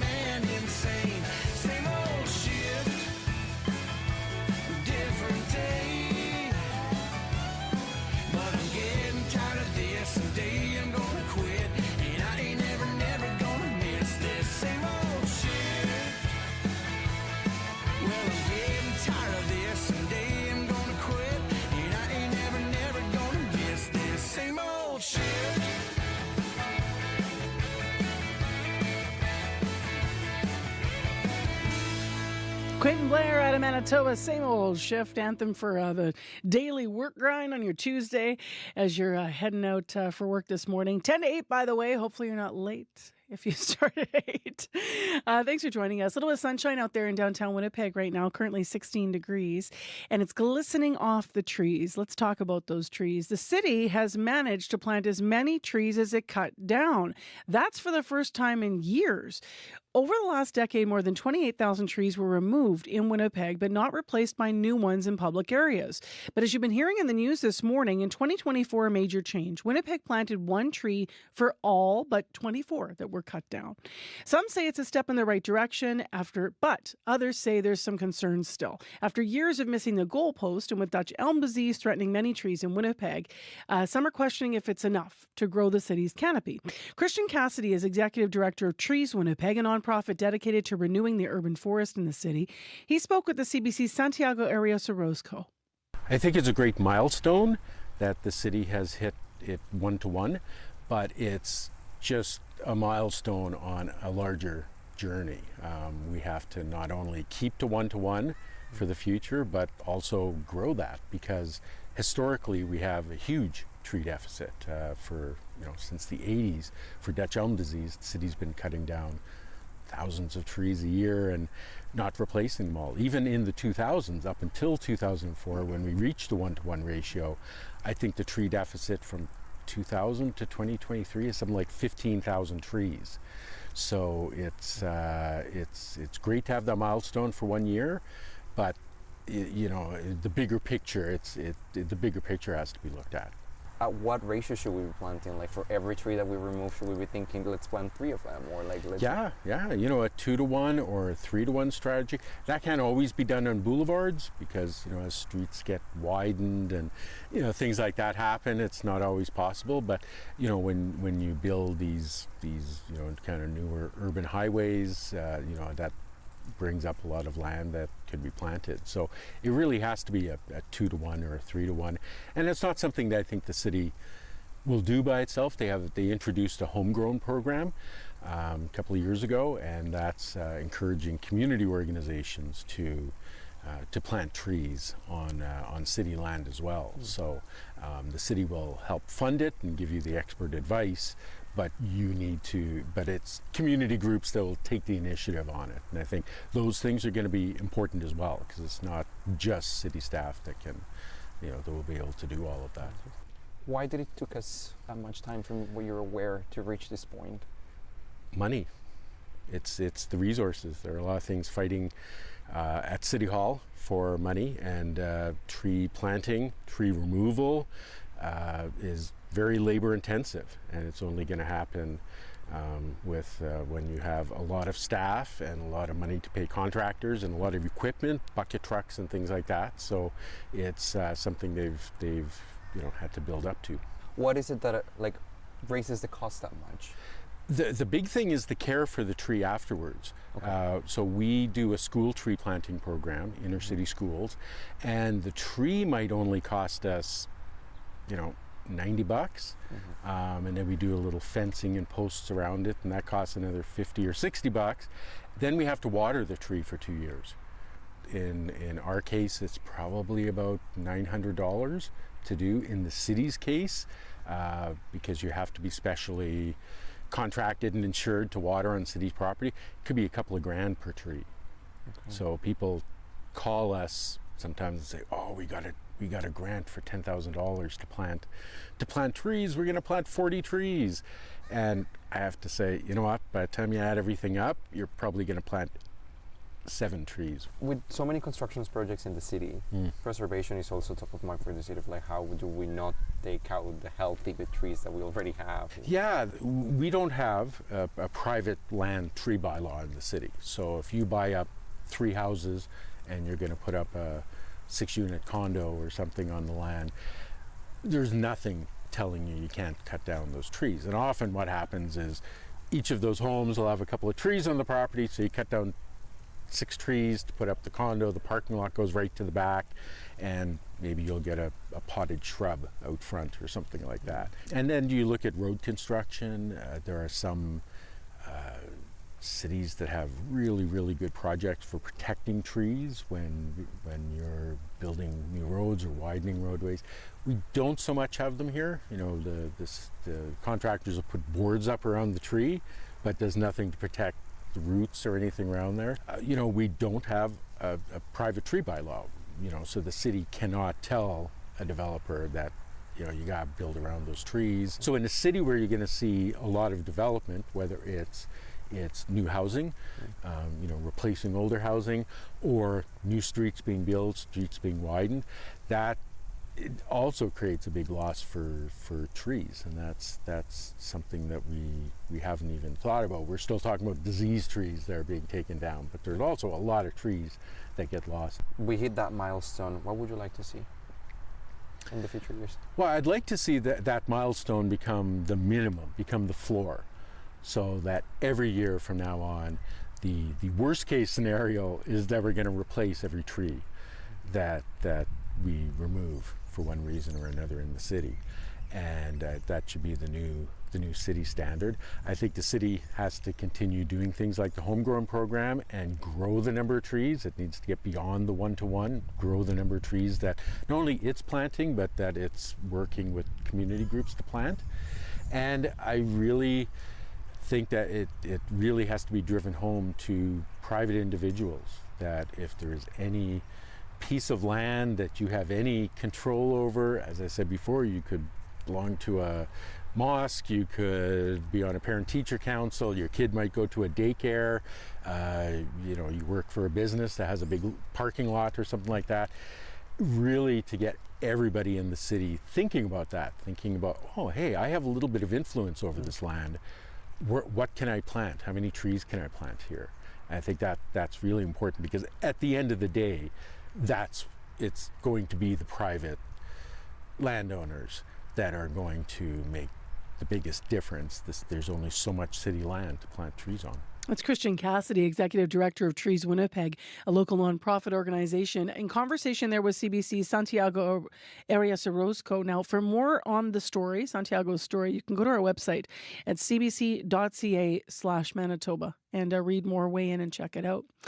Speaking of stories, let's find out about ones that are developing this morning. Josh Crabb is in with our headlines. Good morning. An area outside of the bill in Helen Norrie Library in Grant Park needs repairs. The patio and deck is fenced off, and a tender is out to replace deck boards and paving stones. A city councillor says this is problematic because the building is only 4 years old. A City of Winnipeg employee and a former political staffer are the two newest candidates in the race to become city councillor for Elmwood East Kildonan. They're running to replace Jason Schreier, who died unexpectedly earlier this year. And Manitoba is having its worst wildfire season on record in 30 years. I'll tell you why and how Canadian researchers think technology could be used to help predict areas at higher risk in the future.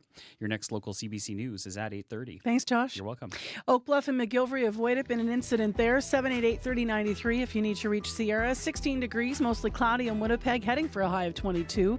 Still ahead, the union representing city employees is going to talk about the library. A death last Wednesday. A man died there and the library was shut down. We're going to hear more about why they have safety concerns. Today on Q. I'm Garvey Bailey in for Tom Power. When Mustafa sat down to write his latest album, he realized that his main goal of avoiding songs about grief would be impossible. Did you do it in the name of God?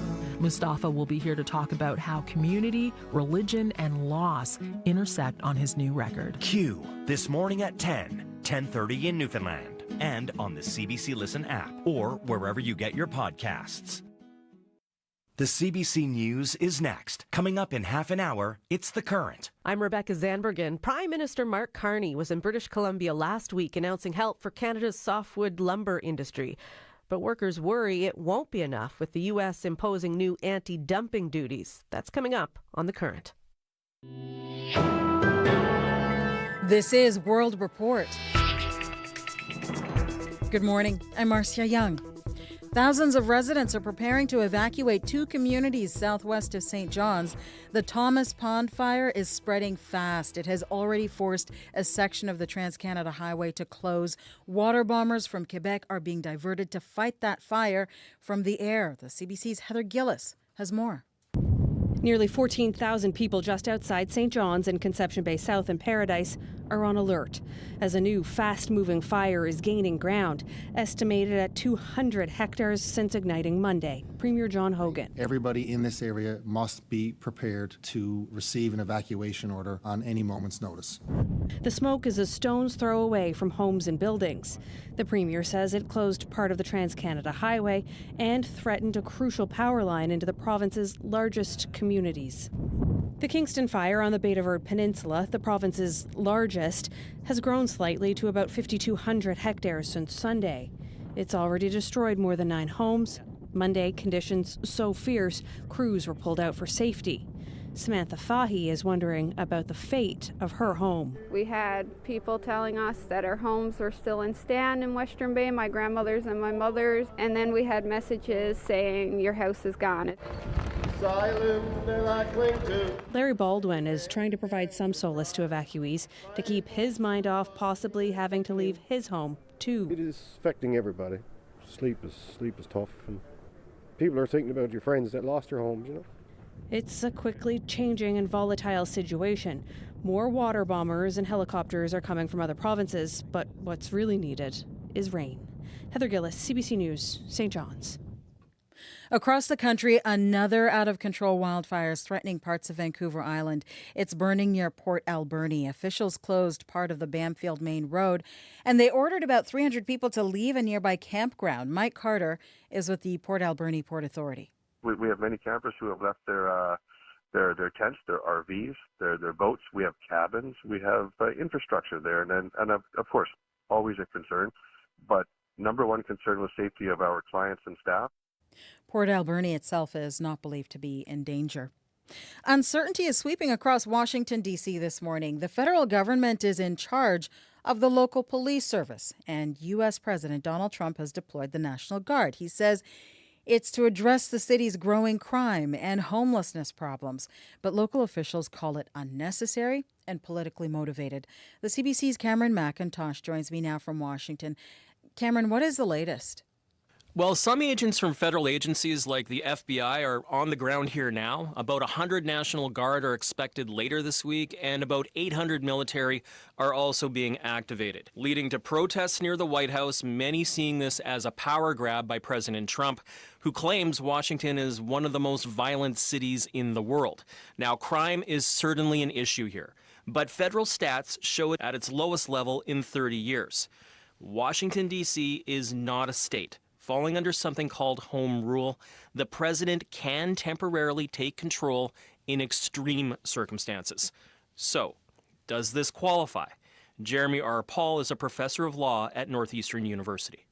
The existing statute is in place precisely for the reason that we might have wild, out-of-control rioting or invasion by a foreign power. We would want the president then to have all sorts of authority to repel an invasion or to put down massive rioting. Those things are not happening.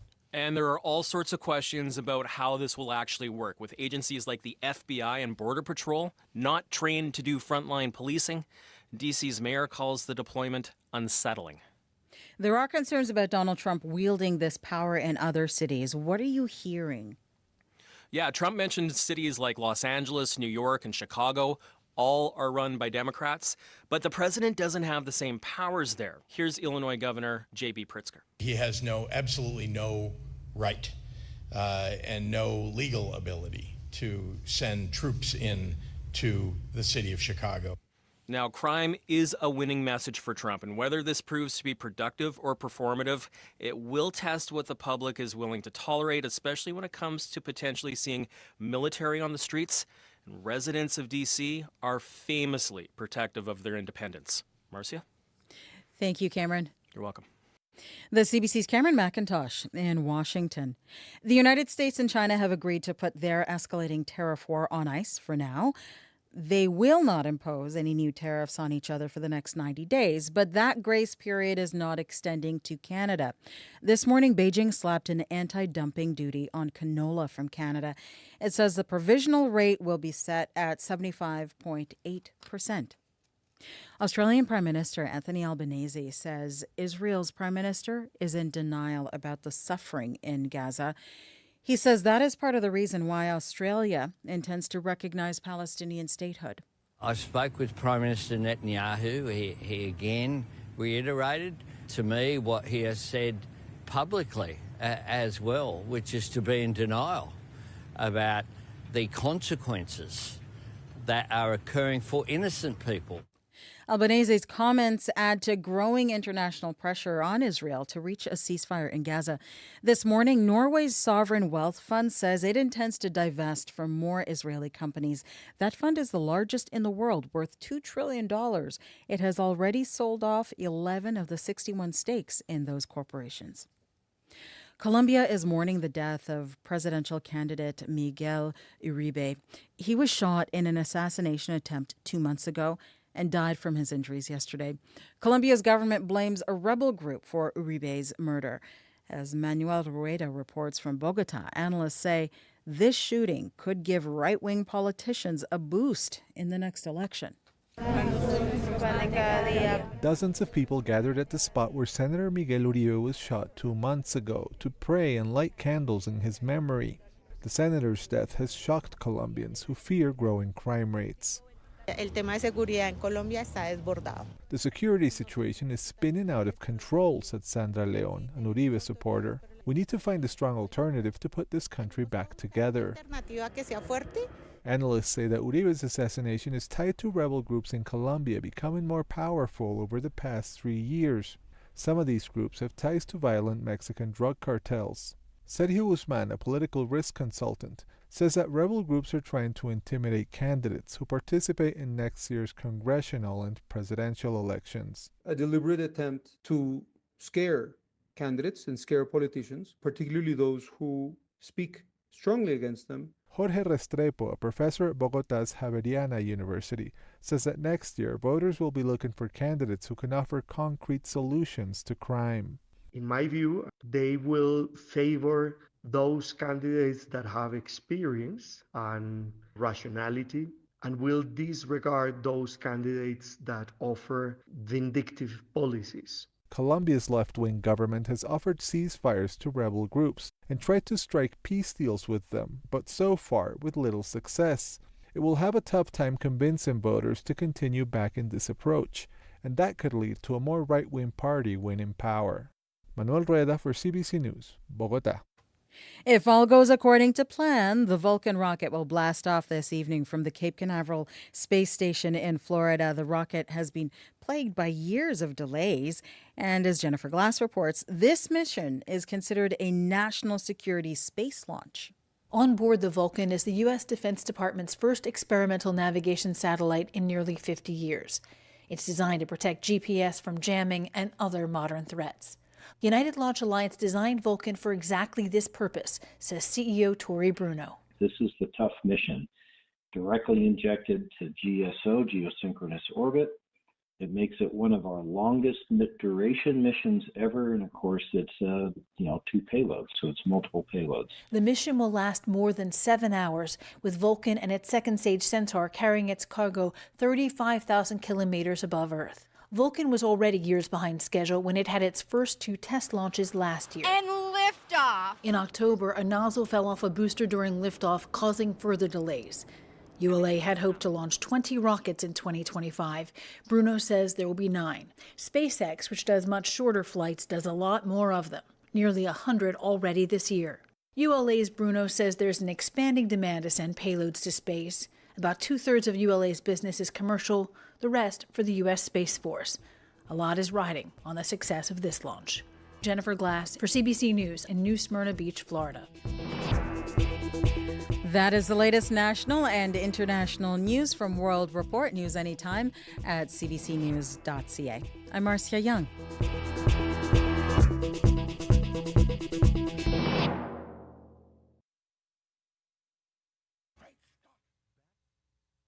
Good morning, Manitoba. I'm Marcy Marcusa. This is Information Radio. We're live in downtown Winnipeg on CBC 89.3 FM, 990 AM on that app and on YouTube.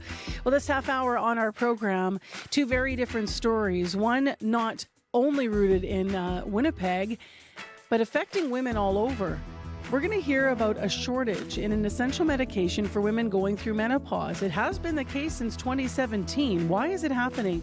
And what can women do to combat symptoms in the meantime? So we're going to talk about that and why this shortage has persisted for so long, 8 years.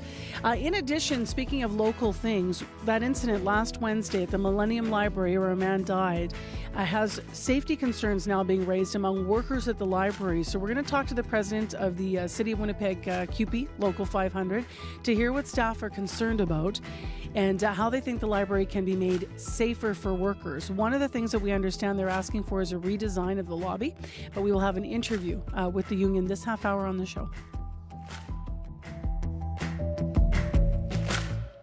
Right now, let's get to other news stories that are developing. Josh Crabb is here on this Tuesday morning. Good morning. Good morning. Early signs of trouble from above. That's what Canadian researchers studying Manitoba's ferocious wildfire season say satellite images and AI revealed. I'll tell you how they think technology can help predict the risk of fires earlier. A man is suing the RCMP after a crash between his motorcycle and a police vehicle 2 years ago. He alleges a black SUV deliberately collided with the back of his bike, throwing him off before he says he was attacked. An officer is facing criminal charges in connection with the incident. And as you've been hearing on Information Radio, Winnipeg planted one tree for all but 24 that were removed from the city's public canopy last year. City Forester Martha Barwinski says it is significant progress, but more needs to be done. Your next local CBC News is at 8:30. All right, thanks, Josh. You're welcome. Abby, how's the weather? The smoke still causing unhealthy air in the Pass Swan River, Grand Rapids, and nearby communities. Really making it hard to breathe for some people and also impacting visibility in the region. Winnipeg at this time 16. We're expecting a mix of sun and clouds today with smoke moving in around that lunch break period, and that will stay with us through the afternoon into the overnight period. We're going to see temperatures warm up to 22, but with the humidity factored in, it's going to be feeling warmer than that, and that smoke will linger even into tomorrow morning. Similar conditions we're seeing in other southern regions with temperatures around 16 degrees, and up north we're seeing 9 to 14 degrees with smoke and very poor air quality, especially around the pass. So Winnipeg right now 16. We are warming to 22. All right, thanks, Abby. Thank you. Sierra, what's going on out there now with the commute? Yeah, we're still seeing a stopped car on the west perimeter as you approach McGillivray there. So that's as you're heading north, just as you're getting past Oak Bluff there. It's in the left lane, so you want to make sure you are keeping right to pass there. And last I heard, it was getting pretty backed up there. I took a quick look at our live map there, and it was dark red or nearing towards dark red. So it is getting slow there on the west perimeter. They're heading north past Oak Bluff there. So if you have any updates on that situation, or there's something else getting in your way, or something's popped up on your commute, I'd love to know about it so I can let your fellow commuters know. We still have a little bit of time left in the show. The number to call is 204-788-3093.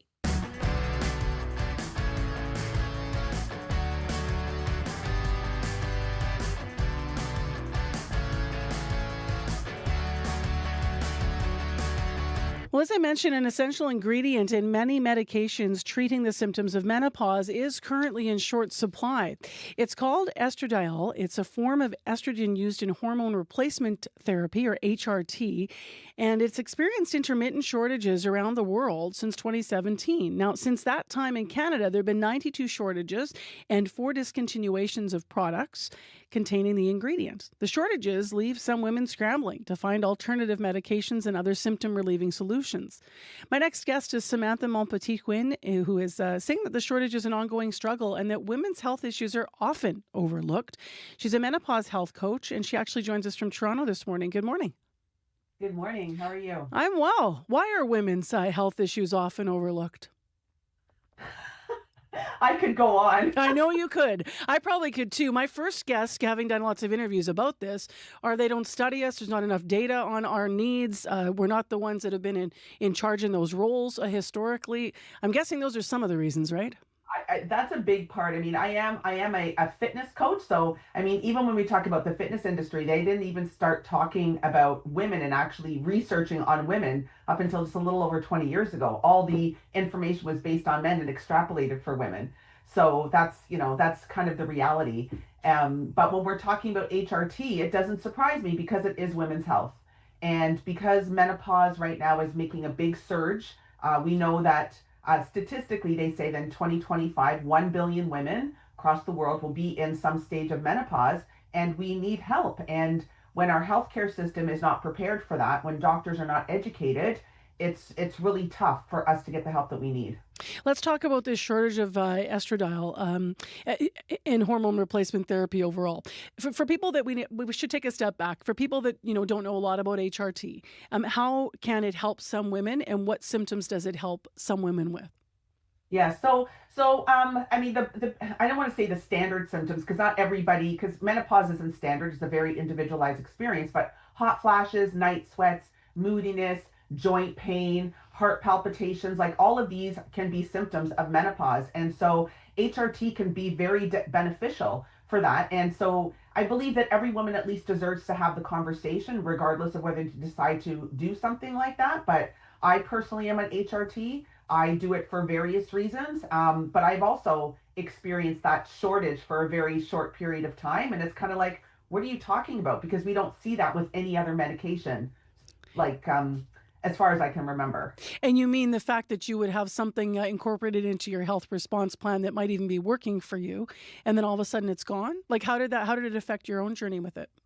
Yeah, well, I mean, you have a little bit of a mini panic attack. You're like, oh my God, what am I going to do? And the thing is, for me, I take estradiol not because I have symptoms, actually. I take it more for preventative reasons, because there is also very beneficial effects for, your heart, your brain, your muscles, your bones. So that's why I take it. But I can say for my clients, a lot of them, they have the short-term kind of panic, and then this is when their symptoms come back. If they're not able to get estrogen right away, then that night they have a really bad night of sleep. They're waking up, they're sweating all the time. All their symptoms seem to come back quite quickly, because HRT can really, really help. And so it can have a really a negative impact on their everyday life.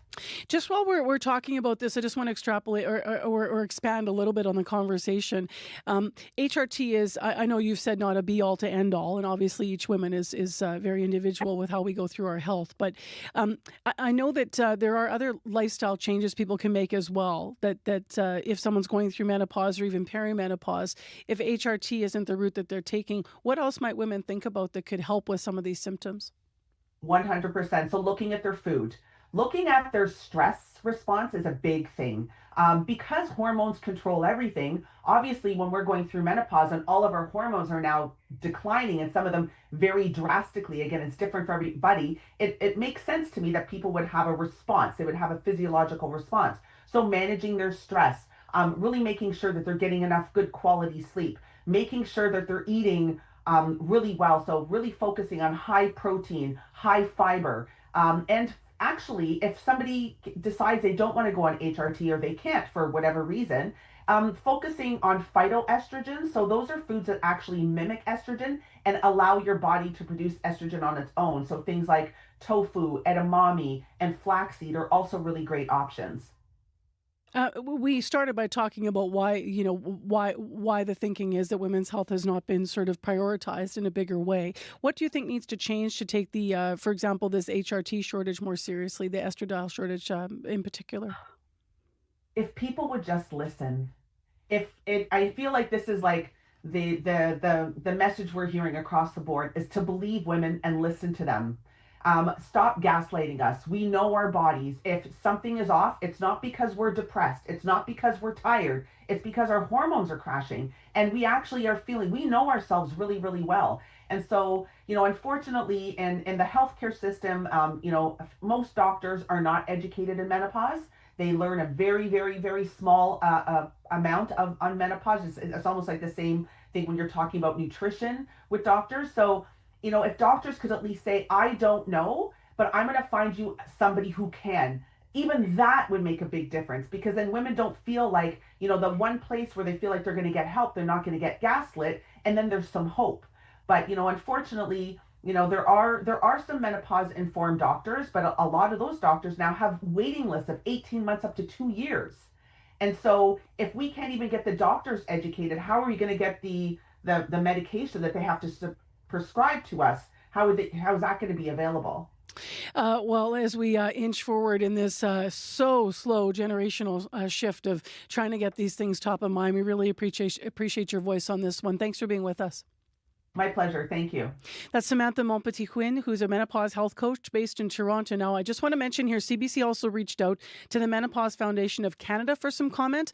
Their president and co-founder, Janet Coe, said, quote, menopause hormone therapy is essential medication, not a lifestyle choice, for the health and quality of the life of millions of Canadian women. Global shortages, particularly of transdermal patches, are disrupting care and forcing too many to suffer needlessly. Swift action is needed to restore supply and ensure women can access the treatment they depend on. And that's the end of the quote. By the way, I understand we will have a clinic in Winnipeg on Up to Speed this afternoon to respond further on this story. For breaking news as it happens, stay with CBC News. For the latest updates and what it means for Canadians, stay with CBC News. When the biggest stories break, both at home and around the world, stay with CBC News. 8:22 a.m. the time right now. It is Tuesday, August 12th. I'm Marcy Marcusa. Thanks so much for being with us on CBC. Big thanks to Chloe Friesen and Marjorie Dowhouse for filling in for me. I was off last week. It is still 16 in Winnipeg. We've been there all morning, although the sun's creaking through, but it's mostly going to be cloudy today and, in fact, smoky. That will get a little bit smokier as our day continues. Well, next on the show, to a serious story, the union representing workers at the Millennium Library in Winnipeg is calling for more safety measures after the death of a 40-year-old man last Wednesday. Now, the library stayed closed until Saturday. Gord Delbridge is with us live on CBC. Gord is the president of CUPE Local 500. Good morning. Good morning, and thanks for having me this morning. Thanks for being with us. First, can you just, because our conversation needs some detail here, so can you confirm some details for us about what you understand happened in this man's death last Wednesday? Well, it's my understanding that there was a suicide where this individual had jumped off fourth story balcony, and it was very sad. This is very traumatic for many of the workers there, the patrons using the facility. This is also not the first time that there's been a death by suicide at the library. In 2017, I was looking at our CBC reporting, and a man also from that fourth floor height had jumped. I know that if people are imagining the library, there's you walk up the stairs and you're on that fourth floor. It's kind of open over the stairs there, and there's a railing. Tell me about the safety concerns you have for the workers in the aftermath of this. Well, when these type of incidents happen, there was a fatal stabbing that happened there not a few years ago as well. This really has a toll on the people that are using the facility. It's traumatic, and it's traumatic on the workers there. And these kind of incidents shouldn't continue to happen. And there should be measures put in place to make every means necessary to try to address these concerns. Having the community connection space would most certainly be helpful, where people have somebody to go in and talk to. There's a lot of vulnerable people that are utilizing the library services to become, maybe more productive members in society, search for jobs, search for, medical help, research, addictions and mental health issues, and there needs to be support mechanisms put in place. The community connection space would be helpful. I think that we should move away from having, private contracted security guards, and the city should invest in themselves and have the community safety officers there that are trained in dealing with, some of the people in need and more vulnerable people in society that utilize the services there. For the city to have their own staff and invest in the training would be certainly helpful. I have been in contact with the province. We had some very productive conversations there about the province funding the community connection space, and so that sounds very promising. But I'd like to see the city of Winnipeg commit to community safety officers there, and having some consistency, getting to know the patrons. So there's a couple things I want to pull out of this as well, and then ask you about some specifics that you're asking for in the aftermath of the latest incident. But you're talking about the community connection space. For listeners that aren't recalling here, I mean, it was shut down by the city and it closed. And then we had reported in the first quarter of this year in January that there were a number of concerning incidents. From January to March, 309 incidents that compared to 183 during the same period the year before. So that's been raised as potentially being connected. And that is because it increased at a time when there was a 7.5% drop in attendance overall at the library. So that's why a lot of people are looking at who's using the library, what those needs are. But I also can say to you that the city's mayor, when shutting this down, was looking outside of the library to put other resources in place. And the premier actually, when I asked him about any provincial funding or support at that time for community connections last year, had said, it's city's jurisdiction and we put in a lot of funding and help the city in a lot of ways. But what you're saying this morning is you've had a recent meeting with the province and you feel like there's hope there that they may actually come forward with some funding to get this back up and running at the library. That is correct. And we had some very productive conversations, and I think it's understood that this is needed in the downtown core, and especially at the library, at the Millennium Library. And I think it's realized that, different levels of government need to come together and work together to address some of the concerns that we're seeing in society now. And if we need to make improvements, we can't take a reactive approach. We've got to take a proactive approach and make sure that we have the support mechanisms in place and provide some guidance and how the library can be utilized so that people can improve themselves and the services that are offered there. Now so the meeting was productive. I'm confident that we're going to see this through, but this is where both levels of government have got to come together and work together. Who did you meet with specifically? Was the minister? Was the premier? I'm just curious. This is coming from Minister Kennedy's office and Minister Fontaine's office. Okay. And have you met with the city? Have you heard from the city? I've spoken with the city about a meeting with the province. I have mentioned that with them. I've spoken with the city about implementing community safety officers there instead of private contracted security services. Once again, all productive conversations. Everything's going in the right direction. But, it's important that we hear from our members that work in libraries that know their workplace best. And their input is absolutely crucial. And a lot of the meetings I've had in the past, we've been able to get a lot of information from them. We're going to survey our members as well as what they would like to see done. Okay. And it's important that the elected officials hear what they've got to say. They know their workplace best. I don't want to run out of time here, Gord. I have to ask you about some specifics after last week's death and that sad incident and that loss of that man's life. I want to ask you about some specific things because I understand that you're looking for improvements. This is based on Free Press reporting because you spoke to our journalistic colleagues there, to the lobby. Tell me why. Well, we've sat in some meetings with city administration about what's needed there. We've heard from our members on what they would like to see. There's been some proposals on some renovations that'll likely improve. Like what? That hasn't not having such an open area to enter into the Millennium Library. If it's kind of narrowed opening so that they can go through security. Having the community connection space has been kind of a first line of contact if you want to go through that area. Got it. So more controlled entrance. And what about views from security? When is there something you're looking for an improvement there in terms of how security guards can monitor the library?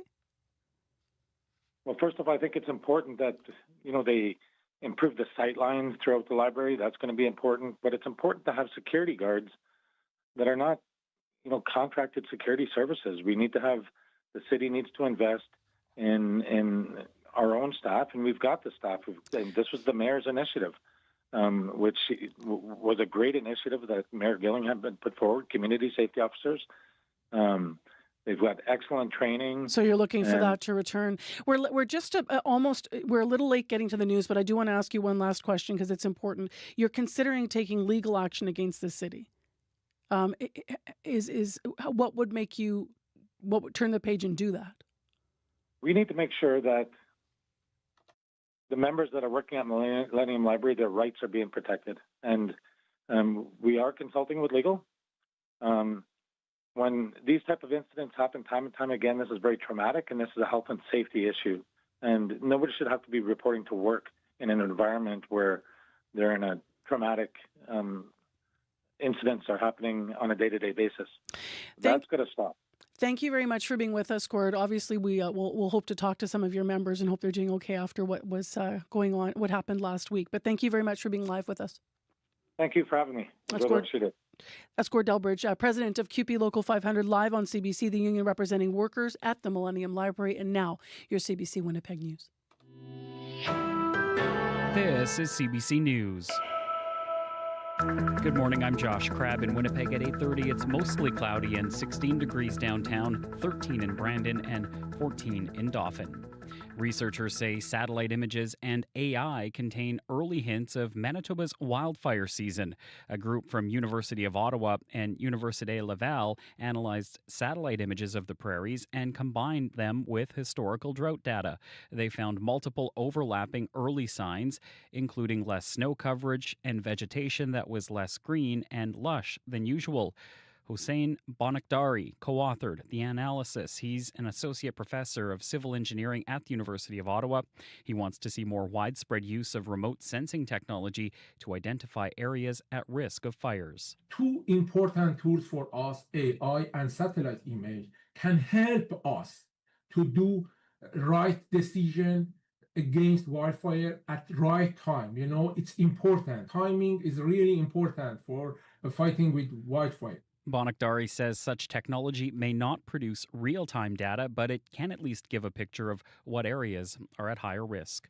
The City of Winnipeg has fenced off an outside patio and deck area at the Bill and Helen Norrie Library. It's issued a tender for a contractor to replace deck board and paving stones. Property and Development Committee Chair Evan Duncan says something went wrong in the construction of the building, which is only 4 years old. Just to ensure the public that the building itself is safe, and this is the patio area on the east side of the building that is noticeably deficient in its construction and needs to be addressed, and the public service wants to take every step to get it open and available to the public as soon as possible.